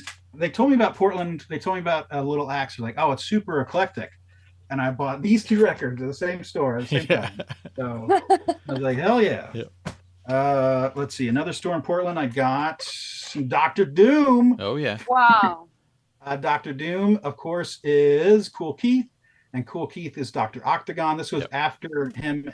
Like the first track of this is him killing Dr. Octagon. It's so funny. Oh, damn. This, if you've ever seen Grandma's Boy, somebody is wearing a shirt of Dr. Doom with this cover on it. So I found that. Of course, I'm going to get it. That's good. All right. That's great. And then another one. I found some more Roz G. I'm not going to talk about him anymore. Well, shout out to Roz G. R.I.P. All right, the 2 big bangers I got, and this is the last I got. All right. In let's do it. Portland is you're talking about Coltrane, and I've been getting into Alice Coltrane. Oh, nice. Look, Wow. beautiful. So Alice Coltrane, wife of John Coltrane, and they did play together. She took over piano. I mean, for a little bit at the end, and took McCoy Tyner's spot. And then after he died, then she started putting out kind of her own music, and she plays the harp, very little harp jazz in the world. And she is banging at it. She's so good. Like, she's great. Also another, she is the great aunt of anyone? Flying Lotus. Oh, wow. Great aunt of Flying Lotus, which is so crazy. Huh. So yeah, this is a compilation of her stuff. This is a promo compilation. I got off the wall. I saw it. I'm like, you know what? There's no tax, so let's go for it. Awesome. So another thing about her, after John died, she got Pharaoh Sanders to play with her. Pharaoh's a beast. All right, talking about a beast. The last one I got is Alice Coltrane and Todd the Eldowed. This is another one featuring Pharaoh Sanders and Joe Henderson that had a sticker right there that said, featuring Pharaoh. Yeah. But someone pulled it off. This is the original Impulse. Oof. And there's like a very weird thing about the label. It's a full box instead of 2 boxes. I had to look at all this nonsense. The nerd stuff, yeah. The nerd stuff. The stuff we love. The stuff that girls can't get enough. Discogs details, baby. Back it up, ladies. I'm reading Matrix numbers. Yeah, hold on. Yes. So it's just harp-tastic, man. Like, it's so good and it works so well. She's the band leader. Yeah. Pharaoh, oh my God, Pharaoh is so good. Coltrane, so good. Flying Lotus, so good. There you go. Love it. All right. Wow. That was a lot. That was a lot. Thanks for sharing, everybody. So do our final recommendations, and then we can get out of here and enjoy the rest of the evening, or whatever time it is where you are out there watching. Who else is on the chat? What up, Albert? Albert's still hanging out there, I think. Recommendations. I'm going all in on Tron Ares. I just want to go see it again for the second time in IMAX 3D last night. Tron Ares smokes. It rips. There's nothing like it. I hate all the people complaining online about how we have this beautiful, unique thing, and we're like, this sucks. Have you seen it? No. And then everyone who goes to see it is like, wow, that was great. And then immediately I went with my parents, and I was like, well, did that rip ass or what? That smoked. And my dad's like, 100%. I just want to go online and yell at everybody. Tron Ares bangs. Go see it now. There's nothing like it. There never will be anything like it again. The Trent Reznor, Atticus Ross soundtrack crushes an IMAX. My ears were ringing after both times. It's like being in the concert. The visuals, the synergy. I got goosebumps. I can tell you how many other movies have given me goosebumps in the past 20 years. 0. Tron Ares is the only movie in the last 20 years that's given me goosebumps both times I've seen it. It's amazing. Go see it now, or I'll kick your ass. Ryan. It's because all right, listen. Wait. Titanic came out in 97 or That's whatever. right. Titanic came out in 97, so it passes that 20-year metric. I've seen 2 horror movies this month in theaters. I saw Bone Lake. There Boner was Lake? no bone. Yeah. Oh gosh, they advertise it as Boner Lake, Yeah. and God, what a terrible slog! Literally the first 2 minutes and the last 2 minutes, best part of the movie. Everything else you can skip. All right. And then I saw Good Boy.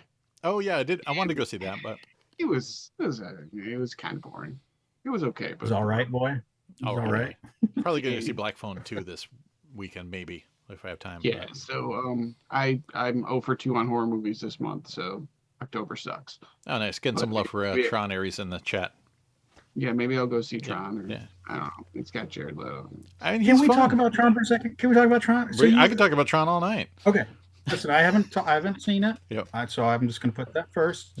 But can you address the like Jared Leto hate that's going on? I mean, people just hate And him these in are people general that because of have his watched like. me. He's kind of been Me Too'd. Yeah, for, there's like, been some allegations. No, yeah. the thing I'm We, seeing is just like he is dead. Like his character is boring. He's No, I mean he's just fine. He's just I basically don't know. Commander Data mixed Okay. with a couple other, fish out of water AI, sentient Okay. robot If types. you- if you say it, I'll go see it. Yeah, he's fine. All right. Yeah, I mean, I know. Alright. Sam's And- not stoked on something. and he's I'm like a definitely- super Tron nerd too. He like helped produce it, and it's fun. Trent All right, Reznor and yeah, Atticus that's- Ross are that's in it fun. as fighter pilots too, so that's pretty cool. And I mean, just the visuals, it's amazing. So there's killer scenes Oh, in the yeah. real world, there's killer scenes in the grid, and yeah, it's just Is this going to be a Mad Max situation where like you really liked Mad Max, the new Mad Max, and I didn't, kind of thing? I mean, Mad Max technically didn't give me goosebumps. This one gave me goosebumps. So this is like next level. Okay, Yeah. all right. I mean, I did All love right, me some that's it. Furiosa too. Got but, it. Yeah. Oh yeah. Everyone's talking about the Aries soundtrack too. Yeah, definitely gonna grab it on vinyl when I go out, probably to the mall tomorrow. Anyways, yeah. But yeah, Jared Leto's fine. He's okay. Yeah. Like everyone's like, oh, he was in Morbius. I'm like, I don't care. This isn't Morbius. This is Tron. Shut up. Anyways, carrying on. What do you All right, got for I'm cool. I'll recommendations, go. Max? Ooh, well, I saw. So the Regal, it seems like, is doing the whole month of October. They're doing a special thing called Screams, where they show like old movies for like 2 showings and like evening nice. showings. So I got to see Friday the 13th in legitimate 3D at the Regal. That's awesome. I was freaking hell stoked on it. It was great. It was great. Man. I loved it. I don't know who And I I love more, actually- Shelley or the biker gang. Oh, honestly, Shelly is kind of ridiculous. I mean, yeah. kind of love Shelly. He Shelley's- wears that like clear mask, and he's like, "I'm here." Like, this is who I am. I love like, 3. you know what? Yeah, The I love disco 3. theme It's great. song. So good. Oh gosh, it's so good. It's so good. Yeah. I loved it. I loved the whole thing. But I'm forgetting the name of it because it's another one of the like ends with Living Dead. But I saw it for sure on Tubi, and it was so good. It was so good. What is it called? Hell of the Living Dead. 1980, also known as Virus. Oh, okay. And it's very Italian B horror movie, but it has a goblin soundtrack. And it was so wild. It's a zombie movie, but it's dubbed. Yeah. And it's got stock footage cut in. It's very like voodoo stock footage cut in to like the actors. And you can like feel the splices, but it just like, I don't know, there's something really wild about it. It just totally, I had no expectations of that. It just was incredible. Loved it. Awesome. So yeah, I feel like that's one like, yeah, right. Have you ever seen it? You know, it just feels like that. It just feels like, why would you have ever seen that? It just is too weird. There's got to be a good boutique Blu-ray of that out there somewhere, right? I feel like there must be, Nice. but I just was, I was the art on Tubi was totally like sold me. I was like, yeah. And then I think there was a trailer for it and that sold me. I was like, I started watching it immediately. Nice. Yeah. What do you got, Marcus? Last thing I saw in the theaters was with my teenager. We saw Demon Slayer in Oh, yeah. IMAX. It was Oh, yeah, it was I- okay. It was it was 2.5 hours long, so it's kind of long for me. But Yeah. my teenager kids loved it. enjoyed it. Yeah. The kids loved it. So if you've got kids that are into that stuff, definitely go check that out in IMAX if you can. Let's see. There was one other recommendation. Oh, on Netflix, we are watching The Diplomat. I don't know if you all watched that previously, but season 3 just dropped a week ago or so, and we're about halfway through, and it's awesome. It's a political political show. Yeah, but who's in that? It's great. Anybody we know? Who's in it? Oh my gosh, you're asking me to recall Yeah, sorry. actresses' names. You know. I do not know. Yeah. No. It's got that. Hold It's on. got that one woman. Carrie Russell Yeah. Oh, Carrie Russell. Okay. of the American. Oh, There you go. All right. Yeah, it's Carrie Russell, Rufus Felicity. Sewell. Oh, okay. Nice. Yeah, not a ton of other really famous people, but we're enjoying that. And then one of my wife's favorite horror mystery films is Skeleton Key. Ooh, good one. It's an often overlooked one. I got think that came on out Blu-ray. in 2004, 2005. Anyone who restores 4K studios out watching this, we would love a 4K of that one. That's a but good movie. Yeah, we watched it last week, and it's still awesome today. We watch that every October. Yeah, I might have to spin that up myself. It's been a few years, so Yeah, recommend that one if you haven't seen it or haven't seen it in a while. excellent. Good That's choice. it. That's it for me. Hayden, Cool. what floats your boat? Oh, well, lately what's been floating our boat is a mini series my wife and I watched on HBO Max called Women Wearing Shoulder Pads. It is it's a very short, it's one season. All the episodes are like 11 minutes long. And it's basically this world where there are these creatures called kuis, which are basically giant guinea pigs that are livestock. Like they're basically the cows of this world. And there is a woman who is working on patenting miniaturized versions of them, and she is running a marketing campaign to sell them as pets. And so she's interacting with all these people, some people that are in the industry, people that are against the industry of like, butchering and eating kuis and all this. There's a lot of different connections and enemies that she makes in this. So it's pretty good. It's definitely worth checking out. Sounds cool. Is it live action or is it cartoon? No, it's stop motion animated. There's some shots are live action. If some random shots are live action, but most of it is animated. Do we know who did the stop motion? Anybody Yeah. famous? Or? I cannot remember the name of the studio. The studio. Carrie Russell. The show is the studio's name is in Spanish, but it translates to like Three Sad Tigers is the name of the studio. Oh. Yeah, it's very, very interesting, very cool. Oh, interesting. Sounds unique. I like. Stop animation. Ooh. Yeah, there's some almost like Wes Andersonian humor in it. Not super Wes Anderson, but a little bit where the way jokes are punctuated sometimes with the visuals is we kind of noticed that while we were watching it. So it's very funny. Good Rex. Yeah, that's cool. What's Luke digging? Oh well, tomorrow I will be watching the game The Mariners game. The Mariners game. And Luke recommends the hopefully seeing Mariners. them get to the World Series for the first time in history. It is a big deal, people. Get with it. I mean, I had to Screw- watch like screw 8 the hours of Dodgers. cake the other night just for your game. So. Sam is my Yeah, my job is to do whatever I'm doing until they win. So I've been It works. giving it my all. I haven't seen anything new other than Roof Man. I saw that today, and that was a rom-com in disguise, but it was fine. And I watched the new Mark Maron documentary. I saw that here.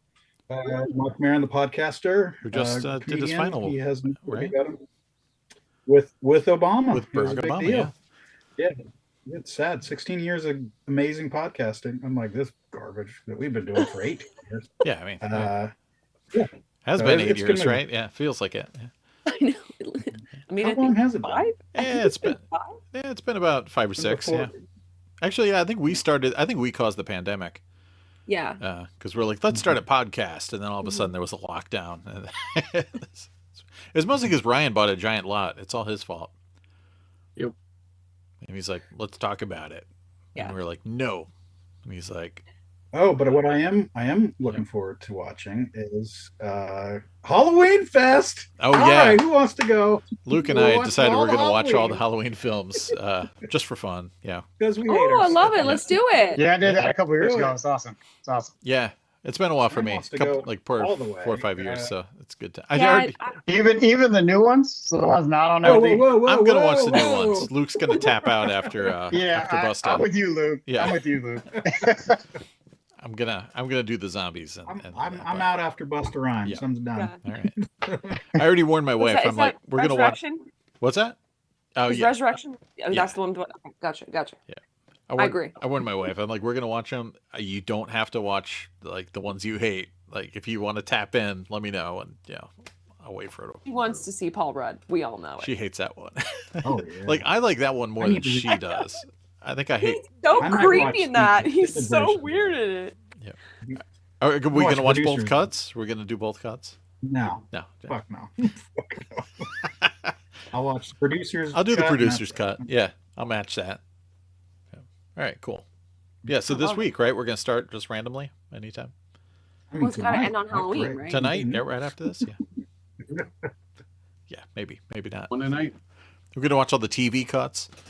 Oh, that's what You gotta- make you gotta make a program freaking your- boot of that, please. I want a TV cut of You Halloween commercials. program your LD to play the TV cut Yeah, on There's the got- Criterion disc. the 4K's got a good copy of the TV cut, like the real, like 4:3 with the bumpers. I forgot it was NBC or whoever aired it. So it's like actually There is a somebody recorded off TV Yeah, version out there. yeah, that's been making the rounds and the commercials. boot rounds for a while, right? Want that? Yeah. Oh, yeah, Commercials? yeah, Oh, oh, good. Good stuff. Yeah. Yep. What are we doing next? Do we have a film on tap or no? We got some stuff. I don't know if what we're gonna, I mean, Anime January. I've been hearing some calls for a certain Dan Aykroyd Chevy Chase movie. Ooh, that'd I be know. fun for Thanksgiving. No? Yeah, then there's that's the- kind of there's Maxine another threw one, that out there, right? Well, I think it was that movie that there's a trilogy Dick on Knows Laserdisc, December. but What was it? I forgot. I mean, we're gonna whatever watch works best. first one. Oh, which one are you It's a talking Christmas about? movie. It has a trilogy on Laserdisc, but we were gonna watch the first one. And Oh. Oh, I don't even remember And what that is. I've never seen it. So yeah, Marcus hasn't seen it. looking forward to it. Oh. Hayden didn't even know what it is. Wow. Hayden doesn't know what it is. Hayden probably hasn't seen it. Yeah, I still do. Whatever y'all are talking Vinny about. wanted us to watch it, so he's gonna not watch it and then want to have his. you don't want to reveal November or December yet. We're There's a trilogy of it on Laserdisc. And we have it, and we like it. There's the Jurassic first one. Park. Yeah. And wait, I want to figure this out. Marcus has never seen it. Never It's the seen it. real one. I'm pretty Not sure I have talking the about- trilogy. I know I have the I- first I two for first- sure. Not Star Wars, of course, not doing that. Oh, absolutely not Star Uh, Wars. Come on now. Yeah, absolutely not that. Is it And horror then or is what it else? sci-fi or Sci-fi. sci-fi? Hey, give me Okay. some Alien. Not, it's not got, Back to the Future. No, not Alien. Yeah, not Back to the Future. It's got the guy from the Phantom Menace in it. And it's Is it the 90s, Phantom right? It's directed by the guy who. Oh, did, Darkman? Were we doing Darkman? Oh, Darkman. Why you got to spoil Yeah, Oh, it? then sorry. you're the- Yeah, we'll cut this out. Oh no, it's live. Oh, I mean, I got all three. I'm ready to go. Let's throw down. I know it's Yeah. tapping out after the first one. I've never seen 2 or 3, but I'm gonna watch them. I know. I They're all definitely- letterbox. Yeah. Yeah. Well, like there's the parents. I mean, they came there out are- straight to there video. are parents. Yeah, which is better, right? I mean, yeah, you get the best cast when it's straight to video. It's true. Yeah. Is there Neeson? No, it's In- Arnold Vosloo. Oh my god, I love it. I Same love it. thing. Yeah. I love a Liam Neeson, the replacement. comedian I love actor? it. It's so The ridiculous. comedian? That guy. Yep. Man, yeah, we'll have to watch that. The assassin guy. Yeah. Yeah, Yeah. the mummy dude. The replacement for Liam Neeson. I mean, Yeah. Yeah, it's good stuff. But it's got the dude from LA Law. He's in the sequels too. oh yeah. Benny there. What's his face? Larry Drake. Thank you. So, all right, cool. I'm a game. That Dank sounds man. Like, yeah. That's what someone in the chat just said. Oh, Gamer Guys reviews. Yeah. Dark. Dank Dark Man man. November. All right, but then we got to watch that that one Chevy Chase Yeah. Demi Moore. That's yeah. That was the Dick Knows December. I thought it was Dick Knows. Dick Knows December. Okay. Yeah, we can do that. And then January we got to do the anime stuff. So because we promised Yeah. Anime. We have things. we're set busy. up. Yeah. So cancel your plans, Dick everybody. knows December for Christmas. Is I that what mean, we're going with. It's festive, That right? was the only thing I could make. It's festive. Tupac makes an appearance. Tupac, I yeah. there you You got go. Digital Underground. Yeah. Yeah. John Candy. Everybody. Oh, the John Candy documentary. Have you ever seen that yet? I haven't watched it yet, just because I don't want to be sad. cry, So I got to be you'll right cry. in the moment. It's good sad. It's We good made sad. Seth sad. Seth watched it, and he was like, "No, I'm really bummed out." We're like, "Sorry, buddy." He's always sad. It's fine. The Devo documentary did drop between the past Oh. episode and this one, so I recommend that Excellent. on Netflix too. Yeah. Ooh, So there you go. dang it, I gotta get another freaking month of that then. Yeah, because there's what else is on Netflix? There's some other good Wednesday, I stuff. haven't seen Wednesday. A bunch of Oh stuff. yeah, the new season of Wednesday dropped. Did you see the first season? I did see the first season. Okay. That's when that. New That's when I season's still been had pretty it. good so far. Yeah, this new one's fun. Yeah. Okay. She does a good there's like a big K-pop kind of dance scene Oh. that's really fun in there. So All right, there's a okay. there's a Lady body Gaga. swapping I'll episode. I'll give it a chance. Oh, okay. So she gets, swapped with her super festive roommate there. Spoiler alert. Yeah, spoiler alert. Oh, whoa. Okay. Yeah. Whoa. And then Calm down. of course she does like this wild Time K-pop out. thing. Time out. Yep. There is a lot more I know. Louis Guzman this season too. There is a lot more. Yeah, her family is No, closer. no longer listening. Okay, good. I wanted, mean, I wanted I to just- know there was more of her family. I like that. Yeah, more I just want fester. more Louis Guzman in anything. Like, Yeah, Luis is the man. put him on the screen. Yep. So good. But yeah, Oh, all right. I'm recommend sold. that.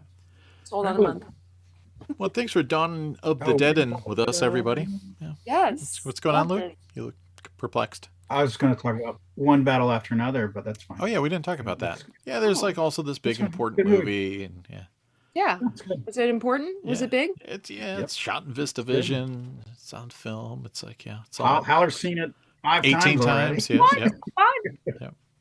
Oh, I Is that don't- the DiCaprio movie? Or Yes. yeah. No, a different one. Yeah, Okay. DiCaprio. Yep. Good. Is it really that good? Or is it just Holler thinks it's good? I mean, it's Hollywood- I would America's see anything 5 times. It is best good. living Yeah. filmmaker, Paul Thomas Anderson. So I mean, I wouldn't Okay, do okay. that. Okay. it's but I've been going to see Tron over and over again. So I know. so I don't Now care. I'm conflicted. What do I go See, see? when you read a book, do you read it again right away? Like I don't get, Sometimes I've read Heat 2 twice already. So Yeah. like right away. Like, that Yeah. was good. Let's start again. He needs it again. there's some he didn't get enough films. of it. There's some films that I get a buzz from. Like Fight Club, I Uh-huh. saw like 10 times in the cinema. So Oh, wow. Okay. and like The that's- Crow, I when I get saw it. The Crow the first night, I wanted to see it like immediately the next night. So and I used to have like my different friend groups back in the day that would Oh, you can see it assist twice. with that because it'd be like, well, you haven't seen The Crow, so I'll go see it again. Yeah, but yeah, Fight Club. No, had they're that they're kind like, of we vibe. are tired of that. We're not friends with you anymore. Oh no, they loved it. Getting Yeah, and then I got the LaserDisc and made them watch it again. But yeah, no, Oh, there's, yeah. there's some movies that I just want more of that juice. Yeah. I'll rewatch a movie after I kind of forget about it. Oh, no, you know, I and want- then it's fresh. I want like I like watching a hit. movie fresh, and yeah, that's people are different. That's fine. Yeah, right. Telling you, man, Tron, that's where it's at. Get in the grid. Love it. Okay, I'm gonna sit that. The whole world is saying that's a bad movie. Yet they haven't seen it. They're all knuckleheads. Oh, well, I'll watch it. Yeah. I'll watch it. And but then don't- every like Cinemark thing on Facebook is just like, hey, I went to go see it. It was actually good. Okay, Oh. but let's get a loose rating, right? Like Yeah. the first Tron. What's your out of 5 on that? I don't know, because that's nostalgia. That one's No, tough. but like you know? I think that's a fair assessment here. Yeah, like a 7 or something like that. You know. Okay. Yeah. Oh, you're out of 10. Okay. I Yeah, gotcha. yeah. Out of 10. 7 out of 10. All right. So Yeah. then, what do you feel like this new one is? I don't know. It's tough because it's like I love Tron Legacy a lot too. I think story wise, this Like Tron Legacy too? yeah, I love Tron Legacy. Yeah, Oh, yeah. okay. This is I think like plotted tighter than both of those. Ooh. It's actually like pretty linear and like everything makes sense. Because I mean the whole concept of the grid is pretty nebulous and labyrinthine to wrap your head around sometimes.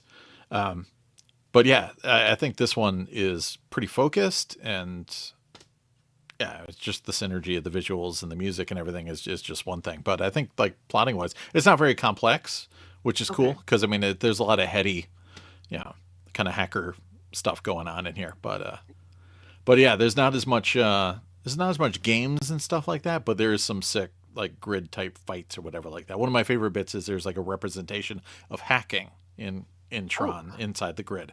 So there's all these like enemy combatant viruses essentially like scaling the walls inside the grid in the NCOM server and then kicking ass on all the NCOM like computer programs and it's just it's badass. So Yeah.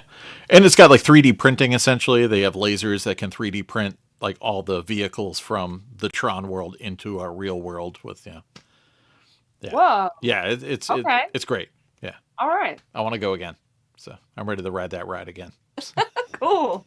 This has been Troncast. We're going to talk Yes. about all 3 Tron movies. We haven't done the box set. We should do the LaserDisc someday. I know. Oh, then I have to. I never kept it. You don't have one? No. I didn't. I never kept. For a You long got time, I time. was anti-box set. Yeah, though. we're booked until what, February? So I know. yeah. Mhm. Look Booked. it up. I don't know. But yeah. Tron, get it.